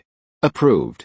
Try your best to turn the enemy's living force into a sharp knife. Yes, sir. Yes, sir. Everyone in the conference room disappeared from their seats, and the holographic projection in the room was completely extinguished. The fluorescent lights gradually lit up, and Mingze picked up the command sword inserted beside him and walked towards the bedroom. There have been too many things recently, which made him a little physically and mentally exhausted. He planned to have a good sleep. At this time, in the assault fleet, the cruisers, landing ships and transport ships with the ability to take off and land on the planet broke away from the main fleet and landed on the planet. The aerospace fighters carried by the cruisers went ahead to ensure the safety of the landing site. Thousands of fighters roared towards the planet, and when they were about to touch the tall buildings on the ground, they scattered in all directions. The huge airflow caused by the fighter group blew the plants on the rooftop. On the ground, the Mbechi people who were wandering aimlessly on the streets with lifeless eyes like zombies raised their heads and looked up at the sky. Fighter planes roared away from the sky above their heads, followed by dozens of huge spaceships that emerged from the clouds, and the huge ships covered the sky. The Liberator is here. We are saved, people ran and shouted on the street from time to time. The poor Mbechi people who have been living on the poverty line for a long time have not received a good education since birth. Their class is fixed at birth, and they have no chance to eat and wait for death on the Mbechi home planet. As an abandoned planet, the business here is extremely barren, and there are no resources and arable land on the planet. People eat artificially synthesized nutritional paste. They have never known what it means to be full. One mouthful of nutritional paste can provide a day's energy. They have only seen various delicacies on TV in stores. Various electronic products are second-hand goods from other planets. Even these second-hand goods require several years of savings for these Mbechi people to buy. It can be said that this is a dead planet. As a country with a sensitive ruler, Harmony, the Mbechi Alliance will naturally not waste resources on these people. For the Mbechi Alliance, only those who pay taxes can be considered citizens. Due to the development of machinery, all walks of life no longer need workers, and the Mbechi people on Havel Star do not even have the opportunity to work and change their lives. As the Sith Empire transport ship slowly stopped above the city, transport planes flew out of the cargo hold of the transport ship. Adrian is an ordinary young man who was born on Havel Star. Because of his family, his life was destined from birth, an inferior person who spent his life relying on the minimum living allowance. He has long been disappointed with this decadent country. He has never been out since he was a child on the slum planet, and he envied the beautiful world outside. He envied the Mbechi people on TV who could live in a mansion by the sea, tasting red wine and enjoying the sunrise and sunset. He envied those people on TV who could take a spaceship to travel across the stars, and he also wanted to take a look at his planet in space. He envied those children from Mbechi on TV who could ride beautiful hovercrafts to go to school with huge gardens, while he could only take a crowded subway to go to a shabby school underground. He envied those people on TV who could taste a variety of delicious food every day, while he had only eaten the nutritional paste provided by the Alliance since he was born. He wanted to experience everything he had never enjoyed, even if it meant betraying the Alliance. Suddenly, on the street in front of Adrian, A handsome transport plane with huge thrusters on both sides sprayed air and stopped steadily in the middle of the road. As the door of the plane opened outward, dozens of Imperial Marines in power armor rushed out of the plane, and their rifles in their hands swept the surrounding crowd from time to time, causing exclamations. Listen, all residents of Havel. Havel has been occupied by our Sith Empire. You are now our captives. Please do not make any fearless resistance. Everyone return to your homes immediately and wait for the Empire's orders. Anyone who dares to resist will be executed within 3 generations. We, the Sith Empire, came here with the noble purpose of building a peaceful galaxy and leading everyone to happiness. We hope that everyone can actively cooperate with our actions. From now on, everyone return home immediately. Havel is under curfew. A warning in Inverchi came from the transport plane's speakers. Haha, it's sent in the early morning. Now you have money. Chapter 113, Recruiting Soldiers in the Control Area. The Imperial Marines who rushed down from the transport planes scattered on both sides of the street, and their fierce eyes hidden in their helmets scanned the crowds around them. Attention all residents of Haver, the Empire will start recruiting auxiliary soldiers. If you want to enjoy delicious food, want to leave this abandoned planet, want to trample on the people you envy, then join our Imperial Auxiliary Army and create a new future with your own hands. The transport plane once again sounded a tempting recruitment advertisement. If you want to become a member of the Imperial Army and follow the Empire to conquer the galaxy, then come and join us. Recruitment will begin at 8 o'clock tomorrow morning at various landing sites. After the last broadcast was played, people on the street talked a lot, but still walked obediently towards their homes. As night fell, the streets on the planet fell into silence, with only the sounds of the Imperial Marines and Auxiliary Army walking mechas walking on the ground and armored vehicles and tanks passing by. That's right. Put it down, put it down. A soldier stood in the middle of the intersection and waved his fluorescent stick. In the sky, a transport plane was hanging several small containers and suspended in the air more than 10 meters above the ground. Hearing the voice coming from the communicator, the driver gently flipped the switch, and a small container under the transport plane fell to the ground.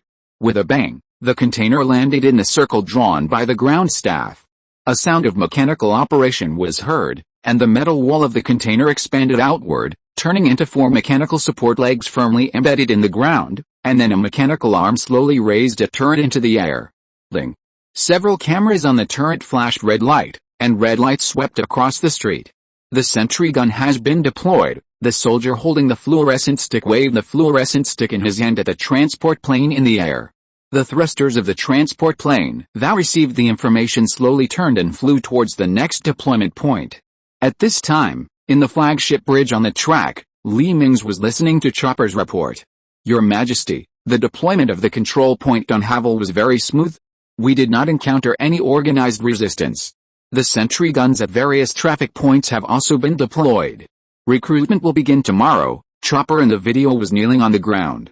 Mingze narrowed his eyes and said, very good, we will give them weapons after a simple training. I will use these cannon fodder to attract the enemy's attention. We must open up the channel to the Empire as soon as possible. The military supplies carried on Aman will run out sooner or later. If we can build an energy transmission node between Havel and the Empire, then the construction ships on Aman can start to build a defense line. So we must speed up the occupation of the planet, even if all these new cannon fodders die. Yes, my great majesty. Chopper in the video lowered his head even lower. As the holographic screen went out, the bridge returned to silence. Mingze got up and walked towards the captain's room. In the early morning of the next day, in the capital of Havel, a huge red sun appeared on the horizon, and the dazzling light filled the earth. However, there is no sun for the Havel people living in crowded high-rise buildings. The huge high-rise buildings blocked the sunlight, making the streets dark and damp. In a shabby and moldy room, Adrian was awakened by the alarm clock beside him, and rubbed his hazy eyes with the tentacles on his head. He rolled over from his shabby little bed, stretched out his 4 tentacles to put on slippers, and walked into the bathroom beside him in a daze. A few minutes later, Adrian, who was dressed neatly, came to the door. He took a deep breath, opened the door and walked out. After passing the shabby corridor, Adrian came to the street. The originally deserted street was already crowded with people, and the long queue was endless. Shaking his huge head, Adrian inserted himself into the queue, causing waves of shouting and cursing. Make way, thank you, make way. Adrian used his tentacles to move the crowd in front of him. Although everyone was very dissatisfied with his cutting in line, they could only shake their heads helplessly when they saw his body that was half a head taller than the average MBC people. After finding a relatively forward position, Adrian stopped and moved forward little by little with the team. Everyone listen. Keep order. Those who create chaos will be killed without mercy, the Imperial soldiers in black armor on both sides of the street shouted. The originally noisy street suddenly became quiet, and the soldier nodded with satisfaction. The transport plane that landed at the intersection once again sounded the broadcast without a trace of emotion. The requirements for this recruitment are height above 160, age between 19 and 55, and physical disabilities, infectious diseases, and hidden diseases are required. Those with military experience are preferred, and those with strong physical fitness are preferred. Those with military experience go to registration area number 1, and those with excellent physical fitness go to registration area number 2. The deafening broadcast voice was clearly heard by everyone on the street. The originally chaotic crowd instantly split into a small group to the right. This group was the Mbechi people who had been exercising for many years and had strong physical fitness. Adrian was among them. As the small group kept moving forward, Adrian soon arrived at registration area number 2. Take off your coats and stand on this machine. A soldier stood next to a machine like a scale with a tablet in his hand. There was a huge ring above the machine. Adrian stepped forward and took off his coat.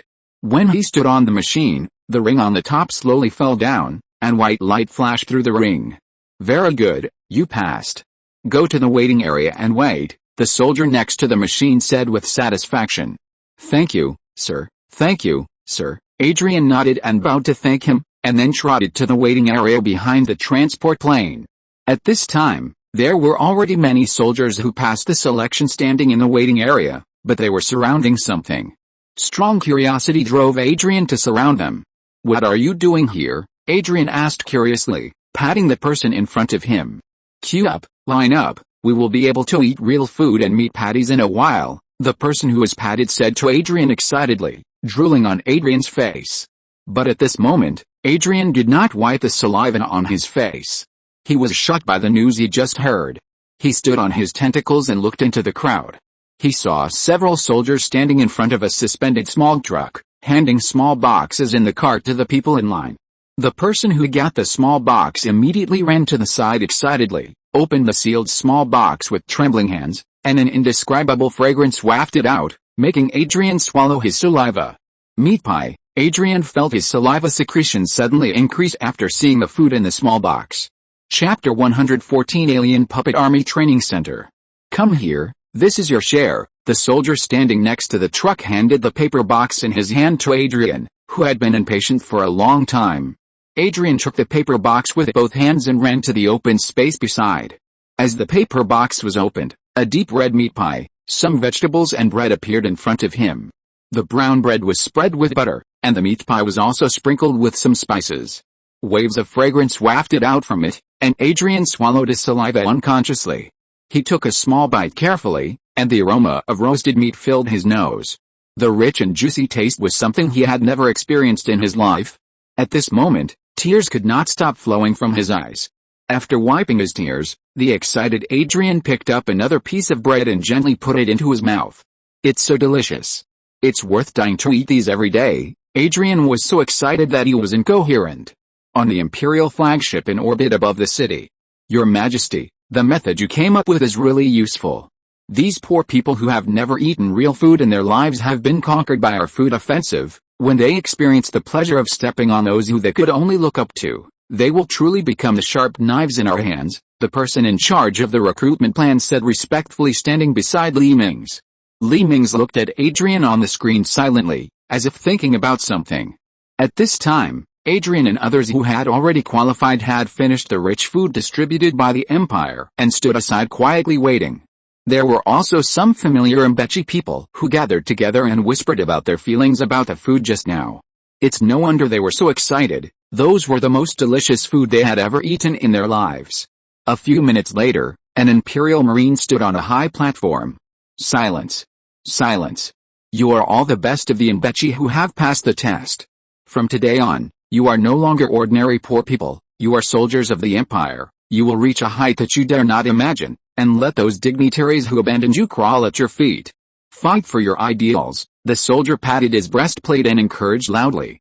Roar, the people who had just eaten delicious food in the audience shouted loudly.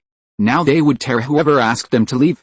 At this moment, they imagined that they would trample all the arrogant politicians they had seen on TV under their feet, and their spirits were extremely excited. Board the plane. Seeing that the atmosphere was almost mobilized, the Imperial soldier shouted again. The excited people lined up and walked towards the transport plane parked in the open space.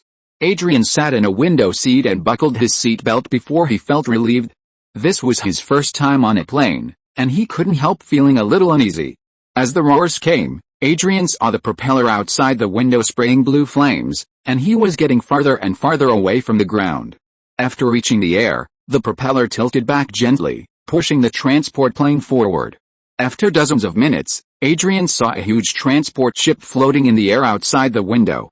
There were 5 black characters assisted military academy sprayed on the transport ship that he couldn't understand. This transport ship was a military academy temporarily modified to allow the auxiliary army to quickly enter the battle. All the auxiliary army will go to the military academy located near major cities to study. As the distance continued to close, the transport plane slowly landed on the top apron of the transport ship. The wind on the deck is too strong. Everyone, don't stay. Follow your superiors to the nearest boarding entrance immediately. The broadcast in the transport plane sounded, and then the hatch at the tail of the plane suddenly opened, and the long deck extended to the ground. Go, go, go. Don't stop, the Imperial soldier standing at the tail of the transport plane shouted. The people who had already stood up and waited hurriedly turned around and lined up to run out. Adrian also followed closely and ran off the transport plane at the end of the team. Various route instructions have been printed on the top deck of the transport ship. Adrian followed the team and ran along the yellow line on the ground to the entrance on the side of the transport ship. The strong wind on the deck blew the tentacles on Adrian's head flying around, blocking his vision, forcing him to reach out and press the tentacles on his head. Hurry up, what are you standing there for? The Imperial soldier behind gave Adrian a punch, making him stagger. I'm going, sir. Adrian kept bowing and trotting to catch up with the large force in front. As the sealed door closed heavily, Adrian breathed a sigh of relief. As the elevator descended, everyone came to diversion hall. There were countless elevators around the hall, and teams of newly recruited auxiliary army recruits were waiting at the elevator entrance. 001624 Auxiliary Army Battalion, please go to exit 13. A cold electronic voice came from the radio, and the Imperial soldier leading the team nodded and led Adrian's team to exit 13. As everyone entered the huge elevator, it descended again, but when it reached halfway, it stopped descending and moved horizontally to the left. After dozens of seconds, the elevator stopped again and moved forward. Ling. The elevator made a sound of arrival, and the closed door slowly opened, revealing the brightly lit hall outside. Rows of sleep learning machines were neatly arranged in the hall, and next to the learning machines were cabinet-style machines of unknown origin. You all find a sleep learning machine to lie down, and you will learn the use of various weapons and combat tactics in just 3 days, the leading Imperial soldier stepped aside and said.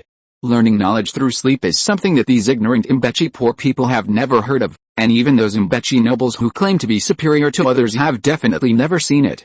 Everyone curiously selected a sleep learning machine and lay down in it, eager to experience the high technology of the Sith Empire. What they didn't know was that this learning machine had been modified to enable them to learn various skills faster. This modified learning machine increased the already extraordinary learning speed by 10 times. In other words, in 3 days, one can learn the amount of 180 days of normal learning, without using the learning machine. Rest is required. Such days of skill training are enough to turn a farmer into a new soldier who can go to the battlefield. However, this modification aimed at quickly improving the learning speed comes at the expense of the user's lifespan. This learning machine will cause great damage to the user's brain, and it is predicted that it will reduce the user's lifespan by at least 30 years. As everyone lay down in the sleep learning machine, several special metal handcuffs cuffed everyone's tentacles. Don't panic. This is to prevent you from accidentally hurting what you have prepared while sleeping. Don't move around. Just when everyone was panicking, the voice of the leading Imperial soldier came to their ears. Everyone then let go of the guard and lay down obediently. After everyone lay down, sharp needles were inserted into their bodies, and Adrian was no exception. In his last consciousness, he saw a tube of blue liquid flowing into his body from the cabinet next to the learning machine. Adrian's eyes went dark and he lost consciousness. The Imperial soldiers in the hall walked around and checked, then turned and walked out of the hall. The lights in the hall gradually went out, leaving only the flashing signal light of the learning machine. Chapter 115 Initial Training. Where is this? Adrian opened his eyes amidst the sound of gunfire that resounded through the sky. What he saw was a small cabin, with dozens of Mingze associates wearing power armor holding the handrails in the cabin tightly. Suddenly, there was a violent vibration in the cabin, and the cabin wall in one corner was torn apart by the explosion and thrown out.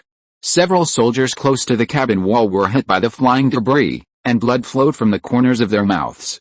Beep, there are still 15 seconds to reach the battlefield, prepare for a low-altitude sudden landing, a cold reminder sounded in the cabin. Adrian saw the soldiers on the opposite side began to organize their equipment, and he, who knew nothing about it, followed them and fumbled around on his body. After 3 beep-beep reminder sounds, the rear hatch of the cabin suddenly opened, revealing a city with thick smoke and gunfire outside. "Let's go," a man who seemed to be the captain shouted, and Adrian shuddered and calmed down.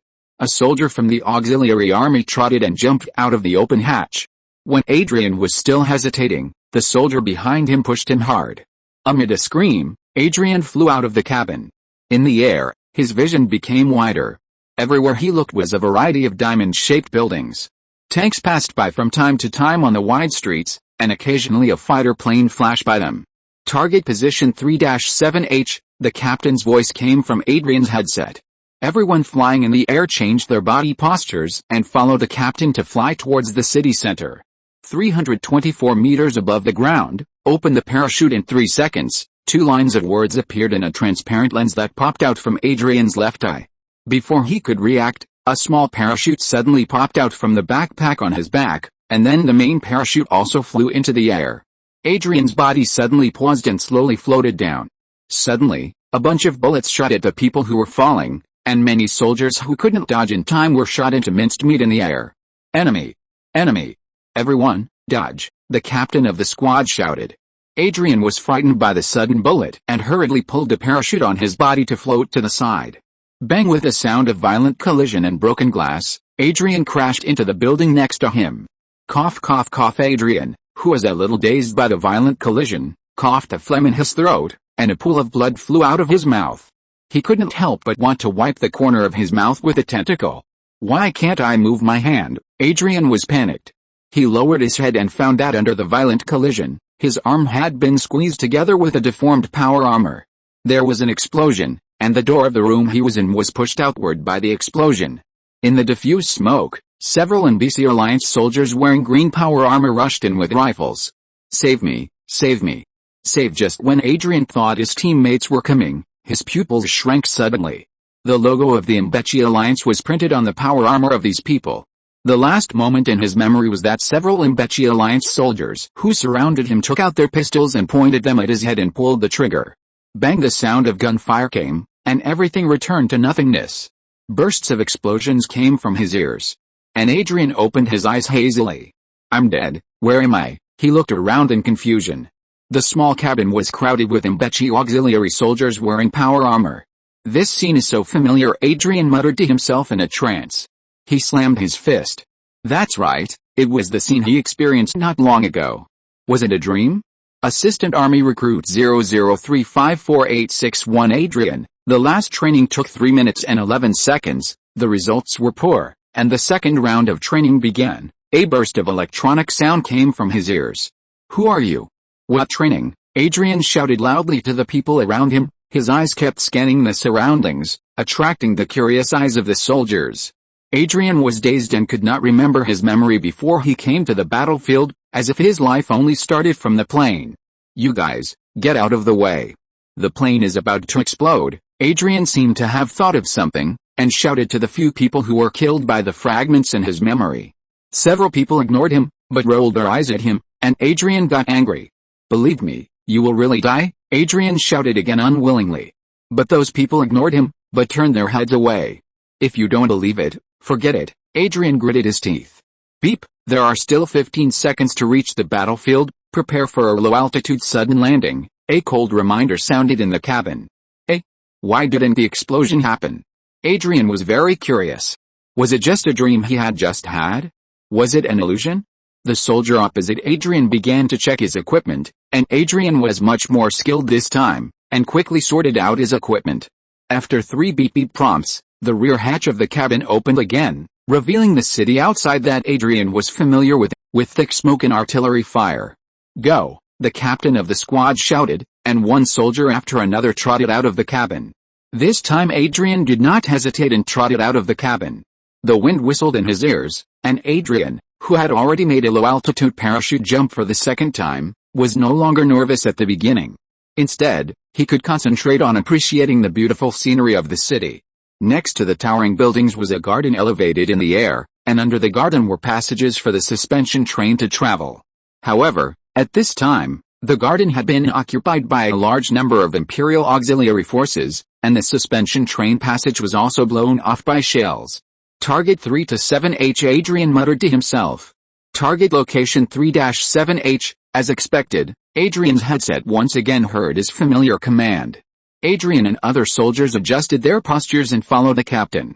Sir, there is an enemy ambush ahead, Adrian couldn't help but persuade the captain in the channel. Shut up, don't disturb the morale of the troops, the captain's scolding came from the communicator. A transparent lens popped out from Adrian's left eye as he remembered. 316 meters above the ground, open the parachute in 2 seconds. A small parachute popped out from the backpack on his back as he remembered, and then the main parachute also flew into the air. Adrian's body suddenly paused and slowly floated down. The next step is the enemy's ambush. Adrian held the control handle of the parachute with both hands. But unexpectedly, as they slowly floated to the predetermined airborne target, the ambush scene in his memory did not appear. Am I mentally ill? Adrian scratched his head in confusion. If you're listening to this novel on a channel other than Fanfic World, it means they downloaded and uploaded it without effort. We cordially invite you to visit our channel, Mundo Fanfic Novelis. There you'll find the original version of this story and you can explore many other novels of various genres. We're waiting for you to immerse yourself in a world of incredible novels. Chapter 116, Never Ending. Let's go, we're going to attack the police station ahead. The captain tapped the button on his shoulder, and the parachute behind him detached from it. Adrian nodded, removed his parachute, picked up his rifle and followed the team, running towards the huge building not far away. The team crossed behind the roadside hovercraft and flower beds to cover their way forward, but to everyone's surprise, they did not encounter any enemies on the way. The street was terribly quiet, with only the sound of artillery and explosions in the distance. Suddenly Adrian felt something flashing on the tall building across the street. He turned his head sharply, but found nothing. Adrian shook his head helplessly, thinking that he was too nervous, and it seemed that he must have a mental problem. Be careful of snipers. Before Adrian heard the captain finish his words, his head turned into a ball of splattered flesh and blood. Hey, wake up, why did you faint? Adrian felt someone patting his cheek. Adrian waved his hand to open the hand that patted his face. Aren't I dead? Adrian opened his eyes in confusion. You're not dead, you just fainted. The soldier next to him pulled him up. Shouldn't I be in the cabin? Adrian thought he had figured out the pattern, but he was wrong. Assisted Army Recruit 00354861 Adrian, the last training took 6 minutes and 32 seconds, the result was poor, and the third round of training began. Since low-altitude airborne has been basically mastered, directly enter the ground assault training. A burst of electronic voice came from his ears again. Assisted Army? New recruit? What is that? Before Adrian thought carefully, he was slapped by his teammate next to him. What are you staring at? This is on the battlefield. Adrian nodded and followed with his rifle. 2 minutes later, Adrian came to the street where he was shot in the head last time. There should be no ambush this time, Adrian muttered to himself and relaxed as the troops slowly advanced. Be careful of the sniper. Adrian heard the captain's voice again, and then his eyes went black again. Hey, wake up, why did you faint? Adrian's cheek was gently patted again. Is it over yet? Can you please stop doing this? Adrian shouted, pulling away the hand from his face. What do you mean it's over yet? The captain at the front of the team turned around and stared at Adrian.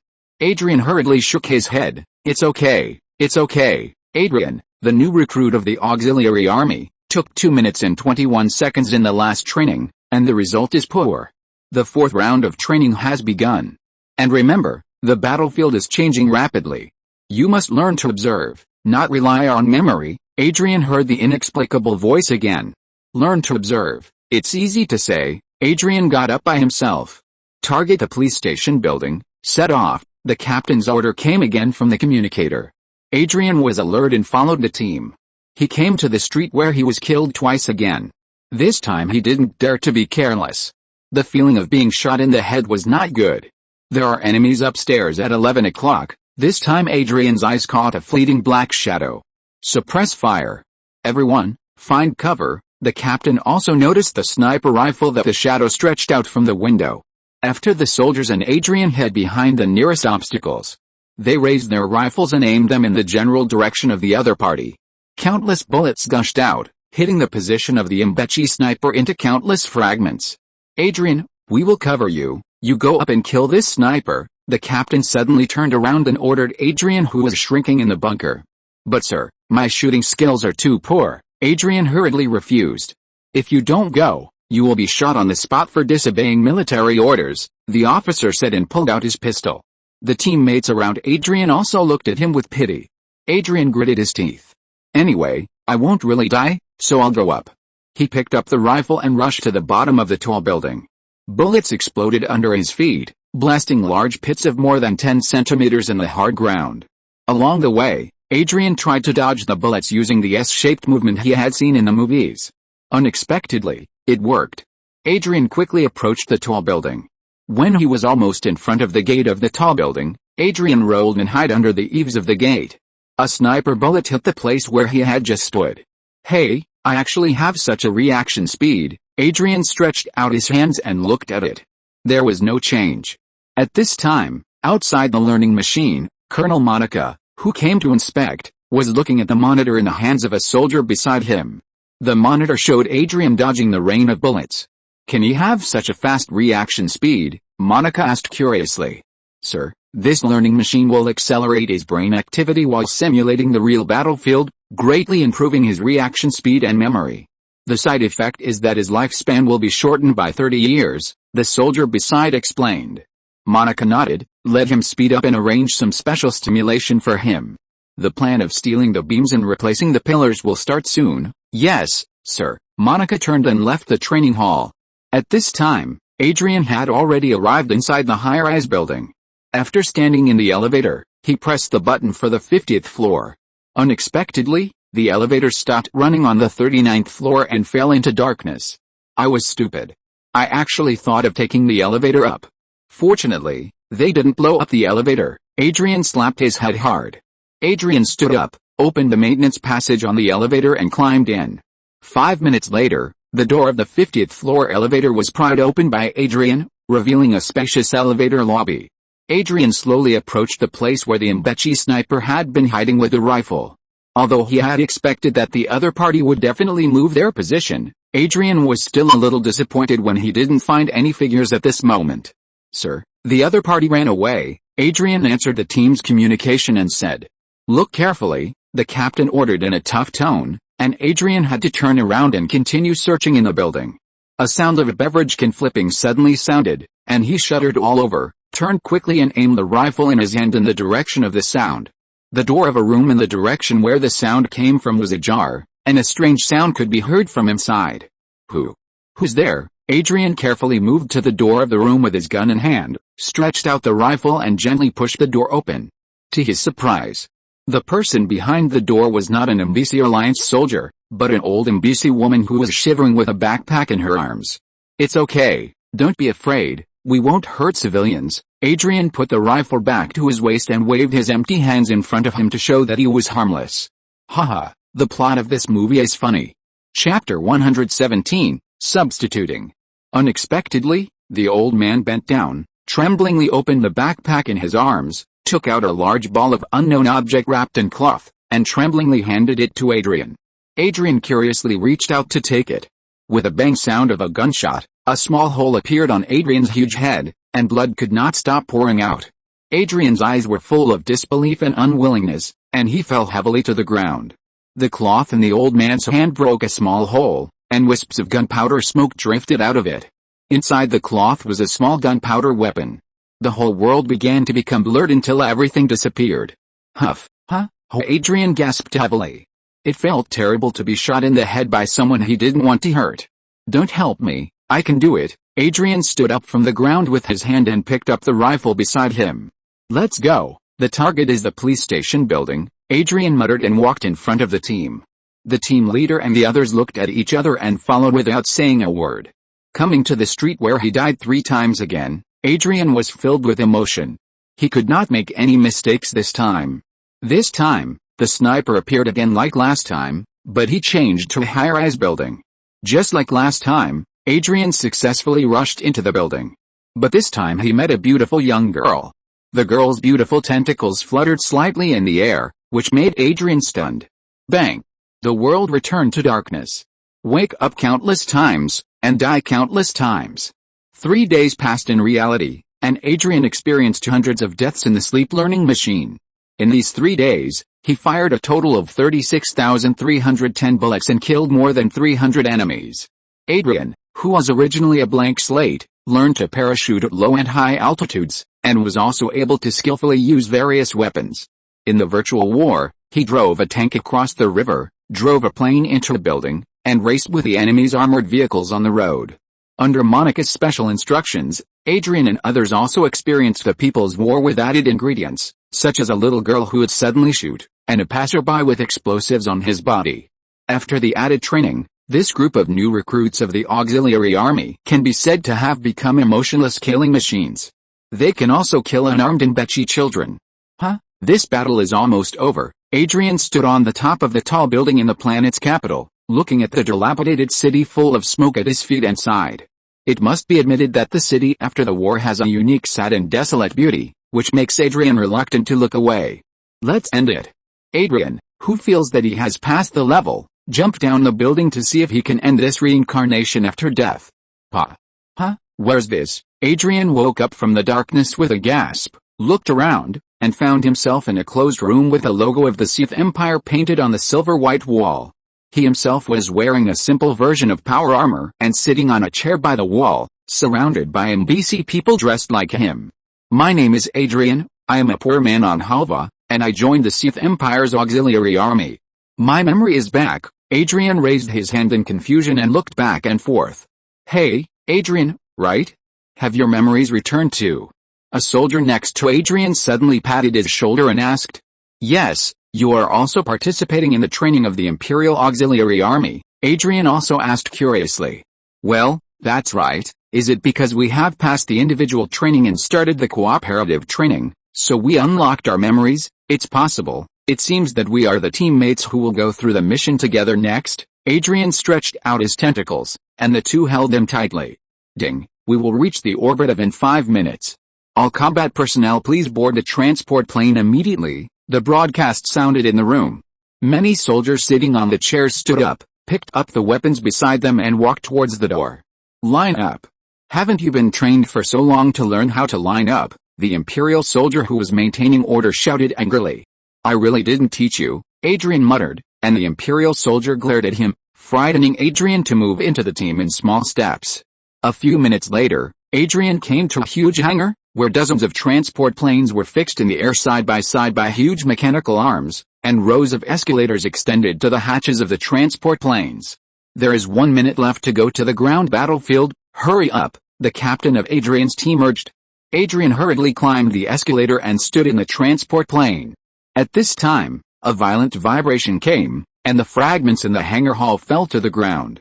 The transport ship was hit, emergency launch, a red warning light flashed in the hall. The staff in the hangar hall ran to the sealed door one after another. As the sealed door closed, the hatch under the hangar suddenly bounced outward. The mechanical arm that fixed the transport plane also released a magnetic lock, and the transport planes fell down under the action of the planet's gravity. Tens of thousands of transport planes flew out of the flying transport ships, and from time to time, several beams of light shot from the air to the ground.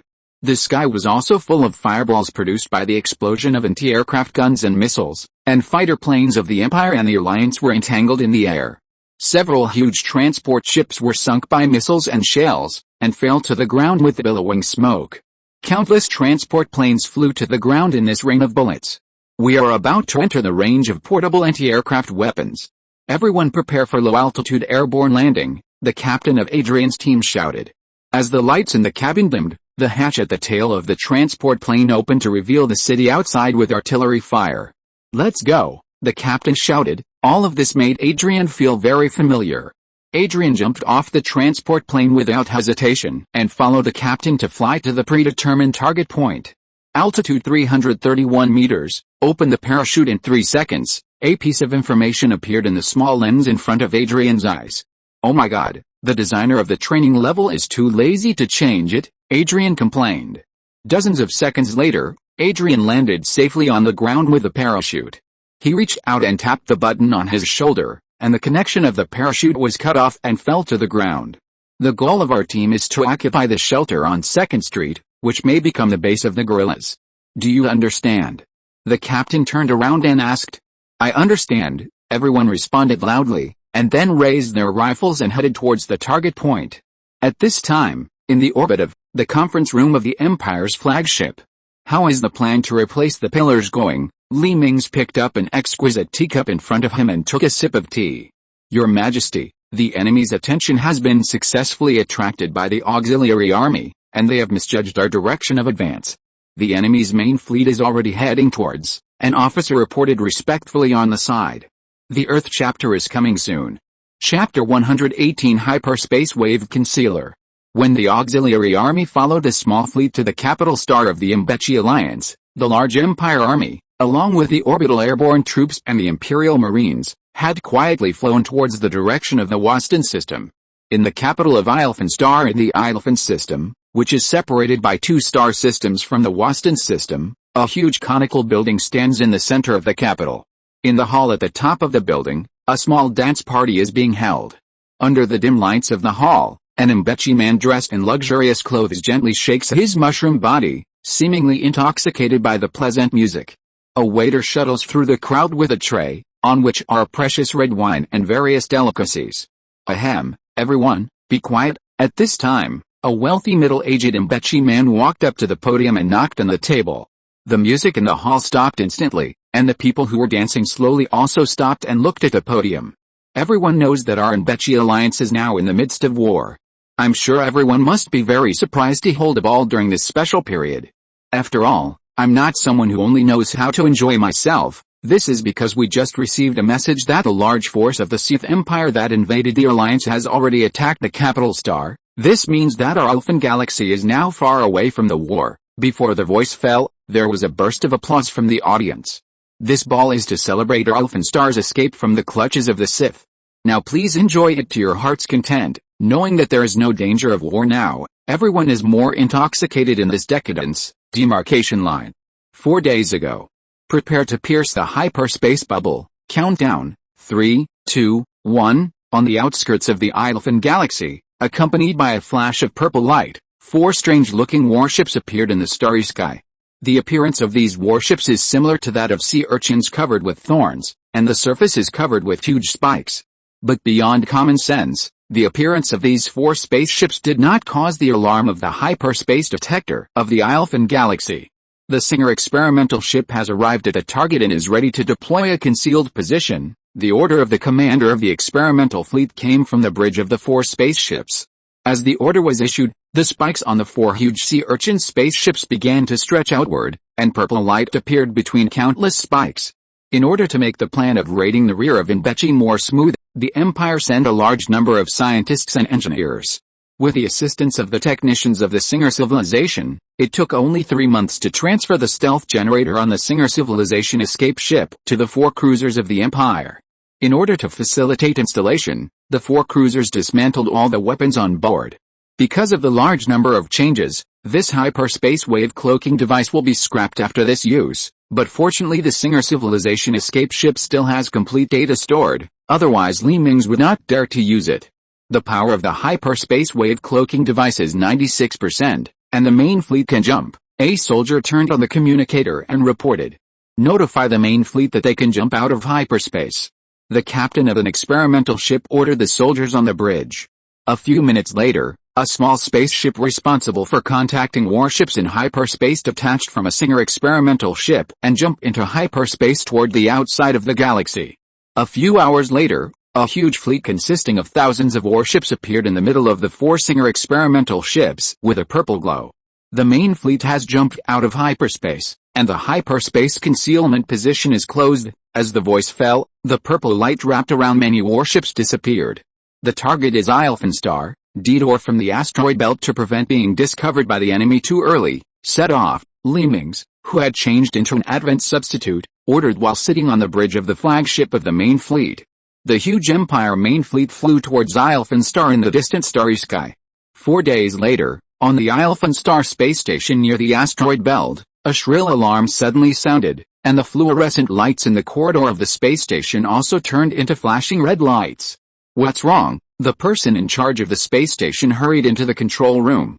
Sir, the detectors in the asteroid belt have found a large number of abnormal impacts. We have launched a large number of detectors there. A staff member turned back and said to the person in charge. Put up the images of the detectors. The person in charge frowned, feeling uneasy inexplicably. The staff's tentacles slid quickly on the screen, and soon, an asteroid belt shot from a first-person perspective appeared on the central screen of the control room. The originally calm meteorite belt suddenly became like boiling water, and countless small meteorites rolled out of the meteorite belt. What's going on? The person in charge enlarged the screen again in confusion. The meteorite in the video suddenly bulged out a large piece, and the expanded meteorite rolled into space. One after another, Imperial warships with countless meteorites appeared on the screen. Enemy attack. Quickly report to the planetary capital. Before the voice fell, nearly 100 streams of light shot towards the space station. The huge shells hit the shield of the space station, and the shield of the space station shattered into a blue light spot in a breath.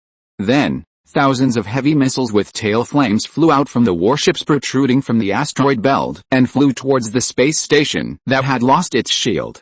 Intercept them quickly. The person in charge felt cold sweat coming out of his body. One by one, close-in defense guns rose from under the armor of the space station, and the muzzles were pointed at the incoming heavy missiles. Sir, the enemy has launched a second wave of missiles. The staff turned his head and shouted to the person in charge.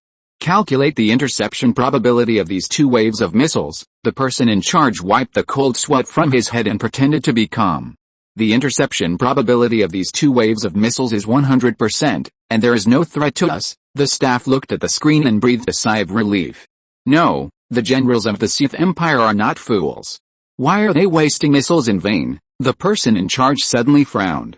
Maybe they don't know that we are equipped with so many close-in defense guns for space warfare, the staff said in a puzzled tone. But they soon knew why the Sith Empire did this. As the monitor screen switched to the incoming missiles, the warheads of the first wave of missiles slowly opened, revealing the beam muzzles inside.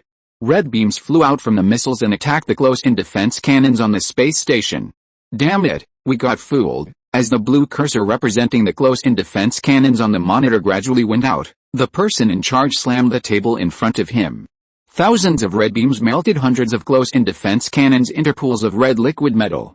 After the beams were fired, the shells at the warheads closed up again and hit the few remaining cannons on the space station. Although these missiles could not be loaded with ammunition because they were equipped with disposable beam cannons, the huge kinetic energy they carried still turned the cannons into twisted scrap metal. Chapter 119, End of the Battle of Star. After eliminating the threat of the close-in defense gun, the second batch of missiles that followed immediately hit the space station instantly, causing a series of huge explosions. The huge explosion tore the entire space station apart, and countless fragments fell towards the city on the planet. People on the ground looked up at the meteors in the sky, because the Empire's sneak attack was too sudden, and the Star government did not even have time to evacuate civilians. Huge pieces of debris burned and whistled through the clouds, like a meteor shower in the sky, smashing huge holes on the ground. At this time, in the banquet hall of the Capitol building where the ball was being held, people were frightened and screamed by the vibration caused by the fragments hitting the ground. What's going on? What happened? The governor of Star, who hosted the ball, grabbed a guard at the door and asked. I don't know, sir. Our communicator has lost the signal and has lost contact with the space station control center, the guard stammered in response. Oh no, a woman who walked to the window and opened the curtains exclaimed, and everyone gathered around. The scene outside the window shocked them. The whole city was burning, with flames and smoke everywhere. Countless fire trucks roared through the city's high-rise buildings. However, there were too many places on fire, and even the city's skyline was dyed red by the huge flames. These fire trucks could not suppress the fire at all, and the scope of the fire was getting larger and larger. That's the headquarters of my company. My important information and safe are all there. A middle-aged Mbechi man pointed at the huge building that was slowly collapsing in the distance and shouted desperately. My home. My home. The woman next to him also covered her mouth and cried. What's going on? Is there a terrorist attack? The planetary governor muttered to himself as he looked at the burning city outside the window. Sir, the ground base just sent a message that our space station has been destroyed by the fleet of the Sith Empire, and now they have reached the orbit above us. Our signal has also been blocked by the Sith Empire. A guard trotted into the banquet hall. Suddenly, there were bursts of sharp whistling sounds outside the window again. Everyone turned their heads and saw tens of thousands of huge fireballs in the sky smashing towards the city. This is the orbital airborne capsule of the Sith Empire. The planetary governor lost his voice. The orbital assault capsules in the sky fell like raindrops towards various strategic points, followed closely by countless elite Imperial fighters. From time to time, several beam cannons shot from orbits in the sky passed through the clouds and hit the fortresses and bases on the ground. Send our troops to stop the invasion of the Imperial Army. They still need our supplies from Ilfin to supply the front line. They will not use orbital bombing. The planetary governor ordered the soldiers beside him. Yes, sir. The soldier trotted and sat on the hovercraft, flying towards the direction of the military base. After a few hours, the communication blocked by the Empire was restored as before, and the high-power communicator in the city replaced the original orbital communication. Soldiers were also sent from various bases on Ilfin to fight a decisive battle with the Sith Empire on the ground. Meanwhile, on the planet, the Battle of the Imperial Auxiliary Army was also drawing to a close. The high-intensity battle that lasted for several days consumed 450,000 new recruits from the Auxiliary Army recruited from the planet Halva. The quality of the Halva recruits trained by the learning machine was comparable to that of the soldiers of the Mbechi Alliance, and after forced development, the reaction speed of their brains and bodies was no longer the same as before. Moreover, the Halva recruits who thought they were still in training were not afraid of death in battle. For them, death was just the beginning of a new reincarnation, but they did not know that they were no longer in the sleep learning machine.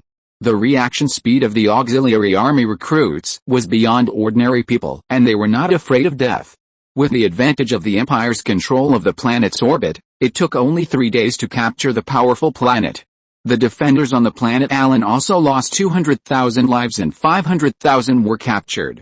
A total of 1.3 million new recruits from the Auxiliary Army were invested in this battle. 450,000 died in battle, 3,621 transport planes, 16 transport ships, and 321 suicide fighter planes were consumed.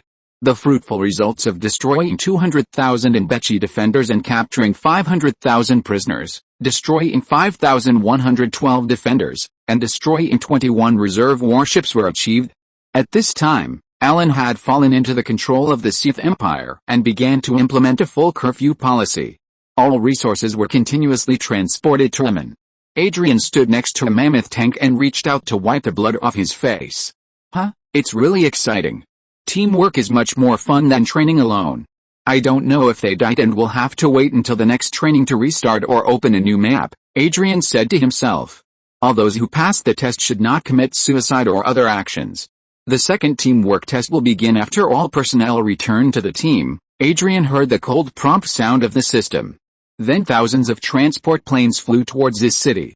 The transport planes covered the sky and a huge shadow covered the streets. As the airflow from the huge engines on both sides of the transport planes blew the dust on the street in front of Adrian into the air, and as the tail of the transport plane tightened upwards, the landing gear of the transport plane was firmly attached to the ground. The hatch at the rear of the transport plane opened outwards, and dozens of Parker auxiliary soldiers dressed in white power armor lined up and ran out of the transport plane. New recruits, Adrian, Please board the plane and go to the transport ship to complete the mission delivery, the captain of the auxiliary army who stepped forward said to Adrian. Yes, sir. Adrian saluted and boarded the transport plane next to him. A few minutes later, the cabin of the transport plane was filled with new recruits who arrived one after another. The cabin door slowly closed, and the thrusters on both sides of the transport plane once again sprayed flames and flew into the sky. When will this mission end? Adrian fastened his seatbelt and sighed. I don't know, but I feel that my life is quite fulfilling and I have learned a lot of skills, the soldier next to him continued. Time passed as the two chatted. Transport plane number 87454 is about to arrive at a port and requests to dock. Request approved. Please go to parking position No. 32. Received. The transport plane turned off its main thrusters and slowly floated to the bottom of parking position number 32, relying on its auxiliary thrusters. The hatch above its head opened to both sides, and the bottom of the transport plane flew into the transport ship with afterburners. After entering the hangar, a mechanical arm stretched down from above, firmly grasped the transport plane, and transferred it to the escalator. With a burst of exhaust sound, the lights in the hangar turned green, and Adrian and others walked down the escalator. The planet Farron was blocked and replaced with a planet Allen. There may be some places I didn't change, please forgive me. Chapter 120 Eva. After walking through the long and narrow corridor, Adrian and the others came to a closed hall. Mission completed, the next mission is about to begin. The cold voice of the system suddenly came out from the broadcast in the room. At this time, in the control room outside the room. Okay, let them sleep, an officer said to the soldier beside him. Yes, sir, the soldier pressed the button in front of him. A signal invisible to the naked eye came from the wall, and a very thin needle suddenly stretched out from the neck of the power armor of the people standing in the room. Adrian's eyes suddenly went black and he fell to the ground. Half a minute later, the door of the room was opened, and several simple robots walked in. One of them dragged a recruit out of the room and walked towards the warehouse. Rows of dormant chambers were densely packed side by side in the warehouse, and the indicator lights of the dormant chambers flickered in the dark room. The machine dragged Adrian and others to the dormant chamber, and the hatch of the dormant chamber opened automatically. The robot picked up everyone and put them in. As the lid of the dormant chamber closed, the robot turned around and walked out, and continued like this until all the soldiers in the room were moved into the dormant chamber. The fleet loaded with new recruits of the auxiliary army started the thrusters and flew towards the edge of the star. A few days later, in the Ibero galaxy, which is only one galaxy away from the capital of Mbechi, a huge fleet consisting of hundreds of warships and thousands of transport ships appeared at the edge of the galaxy. The dividing line. At this time on Earth. After another year of rapid development, Sith technology has developed into a giant business empire, using various patents to exchange the shares of countless companies, making Sith technology's influence grow day by day. Under the Silver Bullet offensive of Sith technology, officials from various democratic countries have also secretly turned to Sith technology. In this year, the sales of the Magic Eye exceeded 100 million units. In order to be able to produce such a large number of Magic Eyes, Sith technology spent money to acquire countless companies and outsourced unimportant parts to all parts of the world. Whether it is white-collar workers, bosses, or government officials, basically everyone has one. After a year of brainwashing by the Magic Eye, these people have developed a very good impression of Sith technology. Some fashion trendsetters who bought the Magic Eye right after it was released have even become die-hard fans of Sith technology. It can be said that if Sith technology is given some more time to develop, it is entirely possible for the Sith Empire to secretly assimilate the Earth. Area 31 of the United States of America is located in a deep-sea base on the bottom of the Gulf of Mexico. A line of guards wearing tight bulletproof vests pushed a silver gray metal car in the central corridor of the base, and guards holding machine guns stood on both sides of the corridor. As the group came to the door of the hall in the middle of the base, two soldiers trotted forward and turned the combination lock and airlock switch on the huge alloy door. There was a click-click sound, and the mechanical bolts were retracted from the four directions of the alloy door. A sound of metal friction came from the door, and the heavy alloy door was slowly pulled outward by two soldiers with the help of a hydraulic device, revealing the dark and narrow corridor inside. Several soldiers ran out of the queue again and came to the entrance of the dark corridor. As they pulled a switch on the wall, the incandescent lamps in the corridor lit up one by one, revealing a huge bottomless pit. The design of this pit was extremely insidious. The hole was covered with a layer of light black tempered glass film. If an uninformed person walked in, he would definitely step on the tempered glass film and fall into the abyss. The soldiers standing on both sides of the corridor took out a cylindrical mechanical key covered with various complex grooves from their bodies. As the mechanical key was inserted into the groove on the wall, the sound of mechanical rotation came from the key. Then two handles rose from the feet of the two soldiers. As the soldiers pulled the handles, pieces of steel plates extended from the walls on both sides of the corridor and covered the transparent glass film. The two soldiers who were responsible for opening the door before quickly stepped forward again and opened the alloy door at the end of the corridor again, finally revealing the dark safe inside. A line of soldiers waiting outside the door pushed a metal cart and slowly walked into the safe through the passage. The lights in the vault lit up one after another, illuminating the empty hall. There was nothing in the hall except for the high platform in the middle, but under the transparent floor were stacked blue host computers. A line of soldiers pushed a metal cart to the central high platform. Two officers came up from the back of the queue, took out the key from their pockets and inserted it into the metal cart. Then a 20-digit mechanical combination lock popped out of the cart. After the two officers entered the 10-digit password each, a transparent metal cube was taken out by one officer amid a burst of exhaust sound. "Can you guarantee safety this time?" an officer asked. "It can ensure safety. All the places in our base that can be controlled mechanically have been changed to mechanical switches. No isolation door, mechanism or life support facilities are electronically controlled." Then he paused and continued, "There is a 50 million equivalent hydrogen warhead buried under the room where this alien intelligent computer is placed. The safe room inside this vault and outside can be detonated by wire. Not only that, we have also set up a manual self-destruct device at the entrance of the base. Once it is activated, it will blow up the load-bearing columns of the base, and the entire base will be crushed by millions of tons of seawater," another officer explained to him. The officer who raised the question nodded, put on isolation gloves, took out the metal block from the metal box, and walked towards the central platform. As he put the metal block into the groove on the platform, the metal block began to sink slowly, and a bulletproof shield was buckled on the metal block. Then the platform made a sound of gears running and sank to the ground. Above the room, a huge projector extended from the ceiling, and a screen appeared in the air. It was the holographic projection equipment purchased from Sith Technology. "Start the intelligent brain." A general walked in from the door and inserted the secret key on his body into the small hole in the center of the screen. Reading the secret key, the command passed, "The alien intelligent brain is activating." A mechanical cold voice came from the hall. A few seconds later, a huge human face appeared in the air, and it could be vaguely distinguished that it was a feminine face.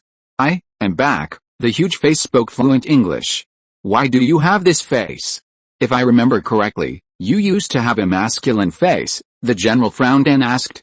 "According to the information I collected, you can increase your favorability when facing women, so I combined it based on the photos on the internet and finally adopted my current face. Please call me Eva." The external intelligent brain smiled and said to the general, "Because the Pan-Earth Alliance has developed very rapidly under the blessing of Sith technology, America feels the increasing threat from the Alliance. In order to get out of the predicament, the US government had to set up a secret department to take the risk of taking out the alien brain, and secretly communicated with it a lot.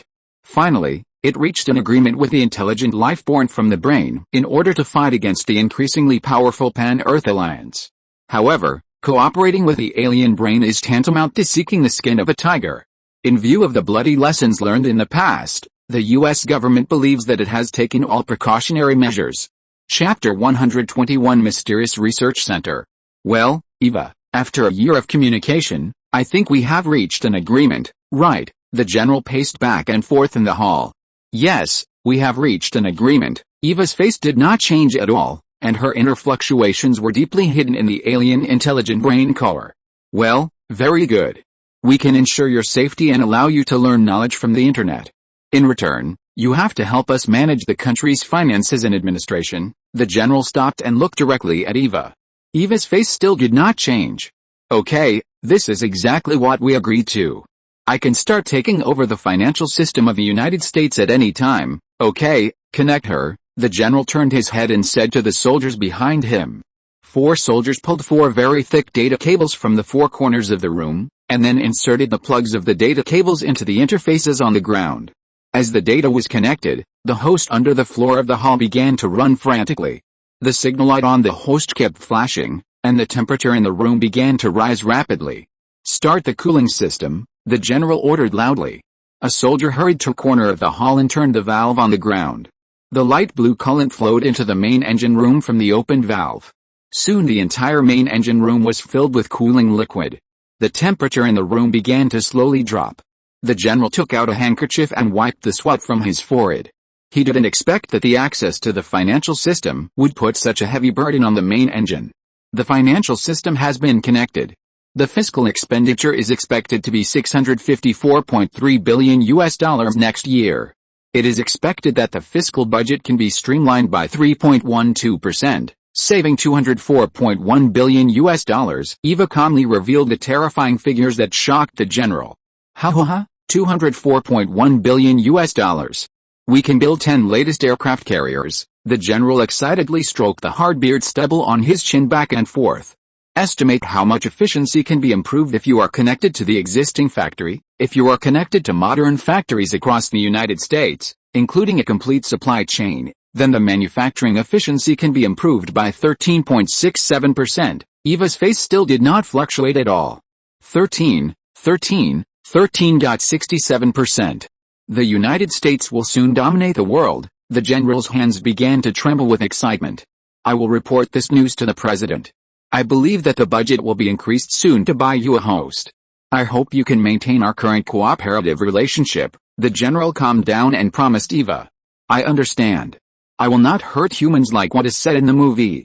After all, it is humans who created me. Eva's expression became a little gentler when she spoke. The general nodded with satisfaction and turned to walk out of the hall. The huge alloy door was slowly closed by the guards. The vault fell into darkness, and only a huge face was suspended in the air. Terminator and the Matrix? I have to study it carefully, the face in the air muttered to itself, and then the holographic image disappeared, leaving only an empty hall. In a place where no one noticed, the numbers after the decimal point of the financial budget disappeared inexplicably. The alien intelligent brain hid the real data.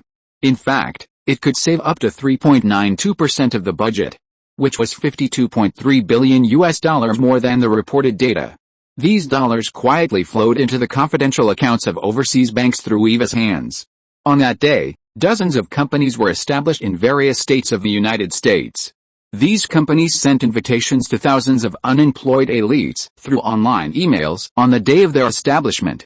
More than 10 days later, the proposal to increase the budget of the deep-sea base in the Gulf of Mexico was passed, and thousands of new computer hosts were sent to the deep-sea base.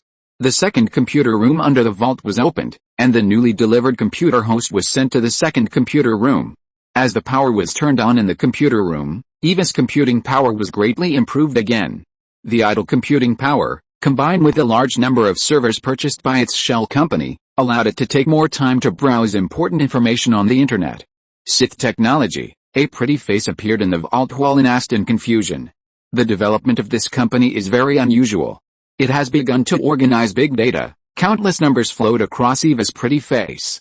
It was established only 2 years ago, and the laboratory address was added later, but it has produced technology that shocked the world. Start searching the data tracks of the company's employees throughout their lives, and start facial recognition. The computer in the second computer room began to run frantically.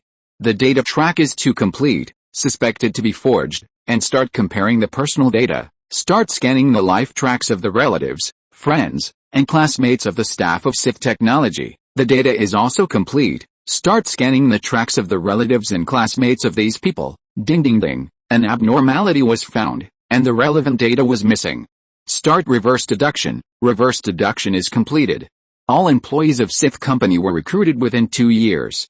The data of the company's relevant scientific researchers is forged. Start scanning the information of companies related to Sith Technology. A total of 127 wholly owned subsidiaries have been found worldwide, and the establishment time is within 2 years. There is something wrong with this Sith Technology. Eva frowned on her pretty face in the air.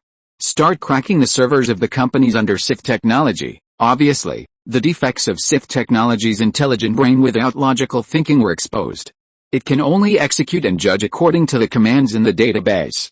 In its database, it obviously did not realize that there was intelligence on this backward planet to break through the defense, it wrote. As the brain of the escape ship used by the former Parker Alliance military higher-ranking officials, EVA's quality is naturally higher than the Sith technology main brain taken from the transport ship, not to mention that EVA has also created artificial intelligence. The mainframe of the Sith technology subsidiary was easily hacked by EVA without the brain noticing. Let me see what secrets you have. EVA in the vault licked her lips in a very anthropomorphic way. Is this a training center? There's nothing to learn. Next one, research center? Sure enough, I guessed right. These Sith technology guys don't rely on these research centers at all. These researchers are just props they recruited to deceive people. What is this? A dim laboratory suddenly appeared in front of EVA. There was no figure in the laboratory, only an incandescent lamp on the roof emitting a faint light. What the hell is this place? Scan the location, Siberian Frozen Oil Research Center. Why did Sith technology buy this place? As EVA adjusted the rotation of the camera, a huge machine in the corner of the laboratory appeared in front of EVA. There is a transparent culture tank on the machine, in which a naked body floats, and dozens of unknown data cables connect the body. Read the experimental log. EVA extended her tentacles into the mainframe of the laboratory. Thank you for your support. I will save the missing chapters and publish them after they are published. Chapter 122 The Abandoned Cannon Fodder. Liu Ming? The agent who was killed? What is this? EVA was full of surprise, and her curiosity, which had just been born, was deeply attracted. Unfortunately, the host of the laboratory no longer had more detailed information, which gave her a headache. This body was the body of the agent Liu Ming, who had intended to reveal the existence of the Empire to Su Bailing, and was cleared out. Because the bodies of all the civilians in the Empire have undergone primary genetic optimization, Liu Ming, as an aerospace fighter pilot, has further strengthened his physical fitness. So in order to prevent Liu Ming's body from falling into the hands of others and exposing the secrets of the Empire, after Liu Ming was killed by the agents trained by Sith technology, Ma Kun, the captain of the cleaning team who caught up, took away the body that had not been completely burned. In view of the fact that he only had the intention of rebellion and was cleared by the agents before he actually implemented it, the Empire decided to make a leniency and let his body be preserved in nutrient solution as a martyr, waiting to be sent back to the Sith Empire. In order to prevent his body from being discovered, the Sith technology intelligent brain also specially acquired a frozen oil laboratory in Siberia and installed cameras for 24-hour monitoring. It did not expect that the mainframe of its branch company was invaded by another artificial intelligence born by chance right under its nose. Let's take a look at his body and we will know what secrets this Sith technology hides. EVA pondered for a moment, and the computing core was running rapidly. A few minutes later, mercenary groups active in the battlefields of the Middle East and Africa all over the world receive mission emails from the mysterious person. The mission target is a private frozen oil research center in Siberia. The specific target will be received after acceptance. The mission commission is as high as $500 million, and up to 50% of the commission must be paid in advance to purchase the necessary equipment. Demarcation line. At this time, the Abero galaxy is on the orbit of Abero. Countless warship wreckage is attracted to the orbit by the gravity of Abero. These guard fleets drawn from nearby galaxies are vulnerable to the Imperial assault fleet. A large number of transport ships crashed into the wreckage floating in space and came to the sky above Abero. In the dark cabin of the transport ship, lights came on one after another. In the empty corridor, propaganda videos of loyalty to the Empire appeared on the walls on both sides of the corridor. Robots drove out from the wall and walked towards the dormant chamber. The indicator light representing the switch of the dormant chamber turned green. With the sound of exhaust, the covers of the dormant chambers opened outwards, and the robots carried a new recruit of the auxiliary army out of the dormant chamber. A few minutes later, in a hall full of chairs, Adrian slowly woke up and shook his still dazed head. A new mission has begun, he said to himself. Before he could react, the voice of the broadcast sounded in the room. Congratulations, you have passed the first test. Now the new mission is open. Everyone, please follow the captain of your team to the hangar. As the broadcast ended, the closed door of the room slid to both sides. Go, go, go. The Parker auxiliary soldiers standing at the door of the room slapped the door frame with a glue stick in their hands. Adrian and others quickly got up from their seats and lined up in two teams to walk out of the room.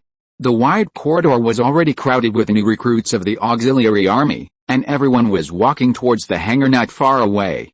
As the door of the transport plane opened, Adrian and others walked into the transport plane through the escalator. A mechanical friction sound was heard, and the door at the bottom of the transport ship slowly opened, revealing the blue sky and white clouds below. Drop. As the command was issued, a mechanical arm released the electromagnetic absorber on the top. The transport plane fell freely downward, rubbing against the atmosphere to produce orange-yellow flames. Dozens of minutes later, the transport planes that had transported the soldiers of the auxiliary army returned to the transport ship one after another. On the bridge of the flagship in the middle of the fleet, the acting commander of the squadron was communicating with Mingze with his head down. Your Majesty, this batch of new recruits of the auxiliary army have been deployed, and the fleet of the Embassy Alliance has accelerated to Barrow. Mingze raised his hand and took a sip of the tea in his hand before he said with satisfaction, very good, airdrop the heavy weapons and guerrilla warfare supplies to them, leave some orbital attack satellites, and then immediately leave the Barrow system and come to join the main force of the Imperial Assault Fleet. Yes, Your Majesty, the commander bowed respectfully, and the figure of Mingze in the communicator gradually faded. At this time, on the ground of Barrow, Adrian, who had arrived at the rendezvous point, suddenly heard a system prompt in his headset, Auxiliary Army Recruit 00354861 Adrian, the training mission this time is to break through the planetary capital of Barrow, and hold on for the longest time in the subsequent Embassy Alliance counterattack, and finally switch to guerrilla warfare training. The heavy weapons and supplies used for attacking and defending will soon arrive at the assembly point. Soldiers, please do your best, the glory of the Empire shines on you. The mission briefing report is complete. As soon as the system's voice fell, dozens of huge assault pods fell from the sky and landed on the periphery of Adrian's gathering point. Bang bang crashed. Because this heavy assault pod was too heavy, the deceleration jet was not very effective, and finally these assault pods fell heavily to the ground. As the assault pod hatch bounced into the air, a shrunken version of the Mammoth A-type tank drove out of the assault pod. Boxes of supplies were also pushed out of the assault pod by hydraulic rods and fell to the ground. The last supplies have been delivered, and the Empire's fleet in orbit has been destroyed. Please hold on until the arrival of the support fleet. What you can use now is the disposable orbital attack satellite disguised as wreckage. The electronic synthesized sound of the system broadcast sounded again in everyone's ears. Adrian and others quickly ran up and moved the supplies in the supply box to the Mammoth A-type tank next to them. It seems that this training mission is not easy, Adrian complained to his teammates beside him. Yes, but this feeling of not dying is very exciting. I feel that my life has never been so fulfilling, his teammates also sighed. In the space orbit beyond their sight, the transport ship that had delivered all the supplies turned around and followed a battleship group to fly towards the edge of the Barrow galaxy. The new recruits of the auxiliary army on the ground did not know that they had been abandoned as bait by their parents. They were still in the illusion that they were training in a virtual environment, and they did not know that their lives were no longer infinite, but that they would never be resurrected after death. Adrian and his teammates got on the Mammoth A tanks and formed a long convoy to drive towards the city not far away. Brothers, the votes are really awesome, the author loves you. Work hard to make this book not a flop. Love you. If you're listening to this novel on a channel other than Fanfic World, it means they downloaded and uploaded it without effort. We cordially invite you to visit our channel, Mundo Fanfic Novelis. There you'll find the original version of this story and you can explore many other novels of various genres. We're waiting for you to immerse yourself in a world of incredible novels. Chapter 123, Hiring a Team. Earth at this time. On the Siberian plains, dozens of black SUVs formed a huge convoy. The advancing black SUVs were filled with fully armed mercenaries, with their rifles on safety and flat on the back seat. As the vehicles sped along the rugged country dirt road, the weapons on the back seat kept bouncing up and down. John, how long will it take to reach the mission target? A mercenary asked boredly, crossing his legs and holding a cigarette. Let me see. The middle-aged man who was driving took the GPS on his waist and looked at it. There are still 100 kilometers, and it will take only 2 hours at the current speed. John stuffed the GPS back into his waist and focused on driving. At this time, a satellite passed over the convoy. The intelligent brain at the headquarters of Sith Technology was suddenly activated by the pictures sent from the satellite. A large number of vehicles are infested near the secret base where Agent Liu Ming is stored, and the path overlaps with the secret base. All special teams within a radius of 500 kilometers are set off to intercept all these unidentified vehicles. An order was sent to all Sith security teams near the Siberian Permafrost Research Center. In a factory not far from the Permafrost Research Center, as the roof of the factory building opened to both sides, helicopters took off one after another, and dozens of armored vehicles drove out from the ground. The helicopters and armored vehicles alternately covered and rushed towards the approaching convoy. Command Center, this is 001. We haven't found the enemy's convoy yet. Are you sure they are in this direction? The helicopter pilot looked at the empty plane under the plane and asked in confusion. This is the command center. According to the satellite image, the enemy is 10 kilometers east of you at 3 o'clock. The voice of the command center came from the communicator. Command center, I'm sure no enemies have been found. Over. The helicopter pilot turned on the infrared imaging on the plane, but still did not find anything abnormal on the ground. This is impossible. Their convoy is about to overlap with you. The doubtful voice of the dispatcher of the command center sounded in the communicator. At this time, in another direction of the Permafrost Research Center, the real convoy could already vaguely see the huge and dilapidated laboratory building of the research center. The employer said that he would find a way to lead the security here away. It's really amazing. I didn't see a single person along the way, John muttered while driving. I don't know how they did it, but at least our mission is much easier, a teammate on the side said. If they could connect to the satellite above their heads, they would find that their convoy actually appeared in another place hundreds of kilometers away, and the place where they were originally located was empty. Ding ding ding, you have new information. The tablet computer in the off-road vehicle rang, and one person clicked on the message casually. The employer sent a message, asking us to solve the Frozen Oil Research Center within half an hour. The enemy has found out that they have been fooled and is rushing to come. The team member read the content of the message loudly. A few minutes later, the convoy stopped in a circle in front of the Frozen Oil Research Center building. We're here, Gagago, the captain shouted and jumped out of the off-road vehicle. Reaching out to take out the weapons on the back seat and threw them to the team members beside him.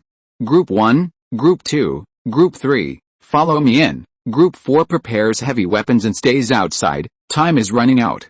Go. After that, the captain held up a rifle and walked towards the gate of the seemingly abandoned laboratory building, and nearly 30 people behind him quickly followed. The fourth team, who was responsible for staying behind, took out a bunch of heavy machine guns and shoulder-fired missile launchers from the trunk of the off-road vehicle. These weapons were smuggled in from the customs with the help of the mysterious employer. Bang, bang, bang. After more than a dozen shots, the rusty steel lock of the research center's door was shot open by bullets. As several team members pushed it open, the door made a rusty and harsh friction sound. This place looks abandoned for a long time. Is there really something the employer wants? The captain frowned as he looked at the broken tables and chairs on the ground in the hall. Reaching out to push aside a large piece of pale spider web, the captain walked into the hall with a rifle in hand. Captain, it doesn't look dangerous here. John at the back of the team lowered the rifle in his hand and shouted. SHH, the captain made a shushing gesture and pointed to the smooth handle of the door in front. The door handle without a trace of dust showed that someone had just used it recently. Beep, beep, a sound of something being activated sounded, and the captain looked desperately at the detector flashing at his feet. Run. Before he finished speaking, the statues of marks on both sides of the hall flipped up, and machine guns rose from the huge pedestals at the bottom of the statues. With the sound of the barrels slowly turning, countless bullets shot out from the 8 automatic machine gun turrets on both sides of the hall. The captain rolled forward reflexively to avoid the incoming bullets, but the team members behind him were not so lucky. The mercenaries who had not yet run far were hit by the rain of bullets and turned into a ball of blood foam. Fouquet, the captain cursed. In the end, only 8 mercenaries cleverly rolled behind the statue and used the huge pedestal as a cover to escape. The mercenary captain who had already arrived at the gate had obviously left the attack range of the machine gun turret. After confirming that there were no living creatures, the machine gun turret raised the barrel again and slowly sank into the pedestal. The 8 statues of different shapes closed again and returned to their positions. Fuck. I knew that these hundreds of millions of dollars are not so easy to get. There is no such thing as pie falling from the sky in the world. The captain of the mercenaries stood up and spat fiercely. Half of his mercenary team was lost at the beginning of the mission, and all the hard work accumulated over the years was gone. Keep going, we can't let the brothers die in vain. When we get the bounty, their pension will be increased fivefold. The captain of the mercenaries gritted his teeth. John, you open the door. The captain of the mercenaries made way for John. John, who was afraid of traps, wanted to refuse, but he met the captain's vicious eyes. He shrugged helplessly and walked forward around the mechanism on the ground. John gently grasped the door handle, thinking that there would be an electric shock mechanism that would be triggered. But there was no reaction at all. Everyone walked towards the open door with guns raised, and saw a long corridor with the Soviet style of the 1980s. The shabby chandelier above the corridor was shaking gently, and a ray of sunlight poured in from the broken window opposite the corridor. The rooms on both sides of the corridor were in a mess, as if they had experienced some great turmoil. Ding ding, you have new information. Suddenly, the communicators of the mercenary captain and several mercenaries rang. A picture of a culture tank appeared on everyone's communicator, with the word target marked in extra-large English. The mission target has been sent, spread out and look for it, and be careful of the trap, the captain shouted to the remaining 8 team members. Brothers, vote. Chapter 124 Hidden Laboratory. A few minutes later, everyone gathered together with nothing to show for it. Captain, nothing. John shook his head in disappointment, and the others shook their heads as well. No, look here, the captain waved his hand in front of the light switch in the corridor. Did you find anything wrong? The captain asked the other mercenaries after tapping the switch, and the others looked at him in confusion. There's a layer of dust on the surface of this switch, but there are 4 clean fingerprints around it. The captain pinched the 4 fingerprints and lifted the switch box upwards, revealing a card reader style groove inside. The mercenary captain took out a card given by his employer from his pocket. It is said that all places that need to read cards only need this card. The sound of reading sounded. Along with the sound of mechanical gears running, the corridor of the laboratory building tilted down into a steep slope, and at the end of the steep slope, a brand new metal door appeared. It seems that the new owner here has only made a small improvement on the basis of the original mechanism, John muttered as he looked at the hairy walls on both sides of the corridor leading to the underground. Since you chose such a remote place, you definitely don't want to attract attention. Why would you hide the renovation? Are you stupid? Go to the front and clear the way. I'll double your commission. The captain stepped forward and slapped John on the back of his head. When John heard that his commission would be doubled, he immediately held back the curse words he was about to say. He laughed foolishly and walked quickly to the front of the team with his rifle in hand. As everyone came to the end of the sinking corridor, the metal door automatically slid to the side, revealing an elevator that looked very old behind the door. The mercenary captain and his group walked into the quaint elevator. As they stood still, the elevator made a slight squeak, which made people wonder if it would fall down. John pulled the only metal lever in the entire elevator, and the elevator made a creaking metal friction sound and slowly descended. After a few minutes, the elevator slowly stopped, and the tightly closed folding doors also opened to both sides. What came into view was a concrete corridor, and the water droplets seeping from the cold walls gathered together and kept dripping on the ground. The old and mottled walls were covered with tiny cracks, and old halogen headlights flickered in the corridor. This is too shabby. The new owner who bought it didn't plan to renovate it at all. The chatterbox John began to talk again. The captain and others rolled their eyes and ignored him, their eyes constantly scanning the corridor. There shouldn't be any danger here. Let's spread out and look for it. The mercenary captain waved to the corridor in front of him that branched into several forks. Walking through a dim corridor without lights, John came to a room with a huge warning sign at the door. Military secrets, no entry. John chuckled as he read the Russian on the warning sign in a low voice, ignored the warning sign and reached out for the door handle. After wasting a lot of effort to pry open the rusty door handle, John kicked it hard, and the closed door finally made a sound of deflation, and the handle loosened slightly. After opening the door, John came to a place similar to a disinfection passage, but due to years of disrepair, it had lost its disinfection function. After passing through the passage, his eyes suddenly opened up. There was nothing in the hall covered with white tiles, except a few metal tables and chairs and some old computers. He laughed at himself. He thought he could get some good things outside the mission. Yes, the new owner must have explored here and would definitely not leave anything good. He picked up a monitor and threw it at the wall out of boredom. With a click, a worn tile on the wall sank inward, and then a wall flipped outward. It seems that I am really lucky. John happily walked into the open secret door. Behind the secret door was a huge laboratory.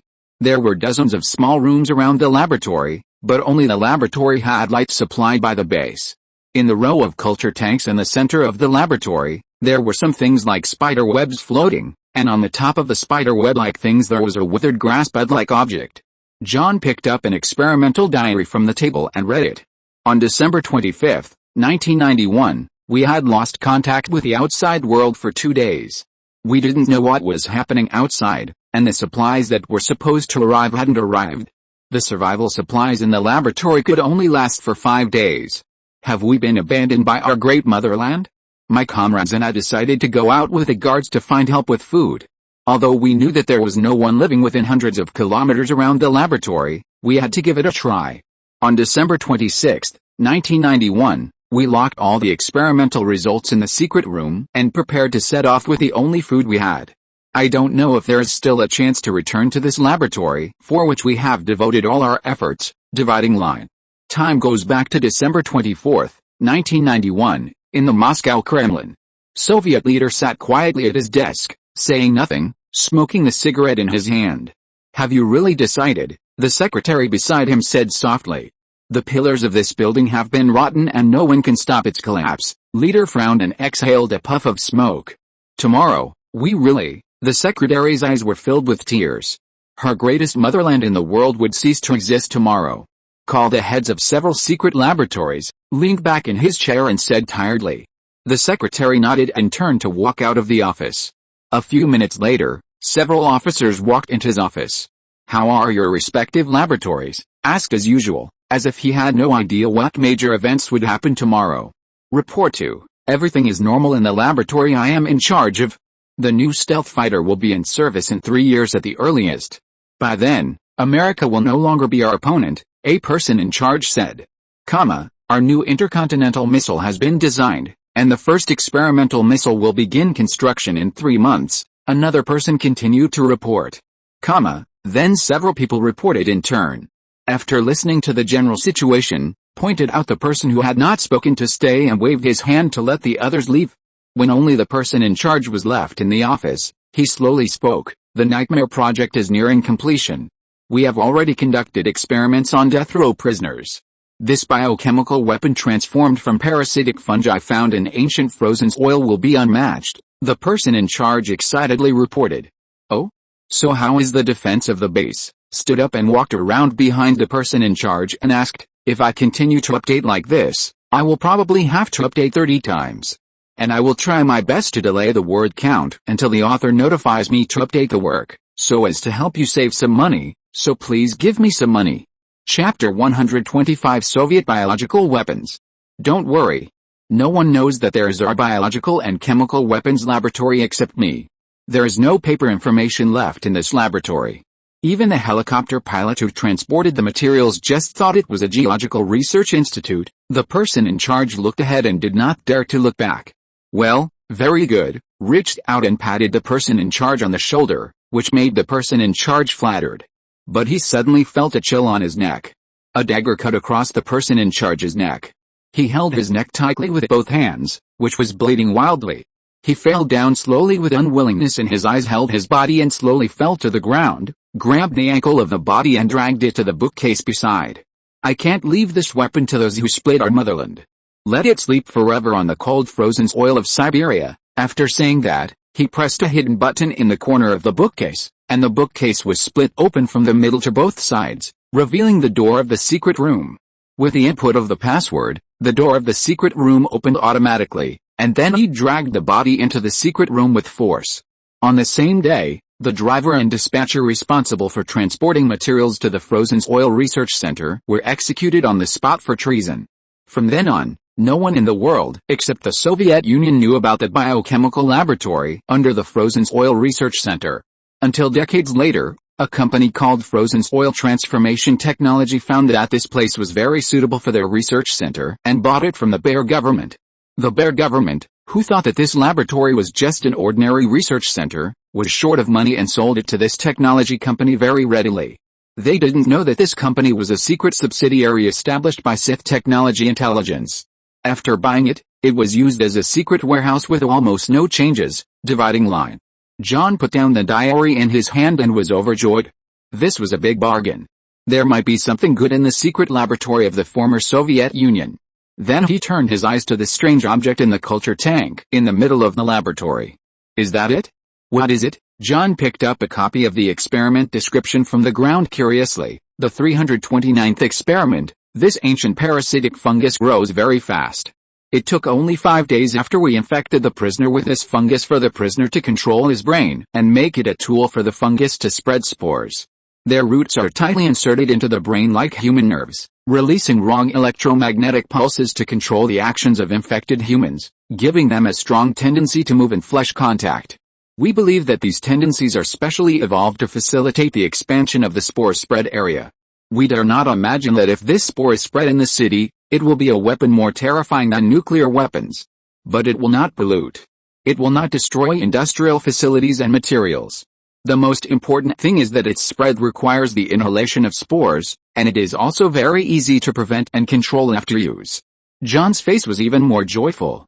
If it was a biological weapon, wouldn't it be more valuable? I found the mission target, come here quickly. A team member shouted in the communicator. John hurriedly picked up a cylinder with the words dormant fungus prototype written on it from the laboratory table and stuffed it into his arms. I'll go there right away. John looked back at the laboratory, closed the secret door and rushed to the mission point. When John arrived, everyone had already arrived. They were worried about a machine that looked like a culture tank. Let's take it away. Come and help. The captain of the mercenaries stepped forward and lifted a corner of the culture tank. Several other people also stepped forward and grabbed the other corners. As the culture tank was lifted off the ground, the internal safety mechanism was triggered, and the originally well-preserved body of Agent Liu Ming turned into a pool of blood, and the DNA chain in the body was completely broken. The Sith brain, which was in the distance and could not know the truth because Eva controlled the camera device, immediately received the news that the safety was triggered. If it had emotions, it would definitely sneer. At this time, the mercenaries were confused by the body that suddenly turned into blood. Boss, can we still get the bounty if we move this back? John looked at the captain of the mercenaries with some despair. The captain of the mercenaries gritted his teeth and said, since we are here, let's take a gamble and bring it back. Suddenly, there was a violent explosion and vibration above everyone's head, and the dust on the roof fell down. Hurry, hurry, the enemy is coming back. Everyone hurriedly carried the culture tank to the elevator. At this time, there was a battle on the ground. The helicopters that hurried back were blown to pieces by the tracking missiles flying everywhere before they could launch their weapons. The armored vehicles that followed closely behind them fired wildly at the defensive circle of the mercenary convoy. However, the mercenaries who received 50% commission in advance and were rich and powerful purchased the modified top-level off-road vehicles. Not only were the heavy alloy plates embedded in the body of the vehicle, but the body was also covered with a layer of extremely tough special armor. Its protective strength is comparable to that of a small armored vehicle, or even stronger. The machine gun bullets fired from the armored vehicle only left a small dent on the off-road vehicle and fell to the ground. The mercenaries hiding behind the off-road vehicles would occasionally lean out and aim their shoulder-fired missile reflectors at the armored vehicles. Unable to damage them and being harassed from time to time, the Sith security soldiers who had no idea where to start could only drive the armored vehicles around the off-road convoy in circles, hoping that the heavy-tracked armored vehicles equipped with anti-tank guns would arrive behind them. As a legal technology company, Sith security naturally could not be equipped with heavy weapons and tanks. Even the helicopters were modified from civilian ones, and the anti-tank armored vehicles were secretly manufactured by Sith technology itself. Why haven't the anti-tank armored vehicles arrived yet? Hasn't the engine been repaired yet? The Siberian head of Sith security, who was sitting in the armored vehicle, frowned and looked at the off-road convoy in the distance. Sir, the anti-tank armored vehicles are here. A soldier pointed at a puff of smoke approaching in the distance and shouted. In an instant, the morale of the crowd was boosted, and machine gun bullets flew towards the off-road convoy without cost, and the firepower of the armored convoy increased by several chips. In the laboratory building, the captain of the mercenaries and several people trotted out of the laboratory building carrying the culture tank. Everyone quickly opened the trunk of a larger off-road vehicle and stuffed the culture tank inside. With the sound of the car door closing, the mercenary captain sat in the driver's seat of the off-road vehicle. Let's go. There's no one inside, everyone get in the car. The mercenary captain stepped on the accelerator and rushed out. The off-road vehicle violently knocked away the two outermost off-road vehicles and ran towards the rendezvous point given by the employer. The remaining mercenaries also drove out in pursuit, and 5 off-road vehicles formed a long line and rushed towards the periphery of the Sith security forces' encirclement. A dozen mercenary captains avoided a crashing armored vehicle and breathed a sigh of relief. Speed up, there are still 15 kilometers, 5 chapters owed. End of this chapter. Thank you very much for reaching the end. Don't forget to like. Looking for more exclusive content and immediate access? Subscribe to our Patreon. Remember, every like, subscription, or donation encourages us to continue. Thanks to everyone, see you in the next video.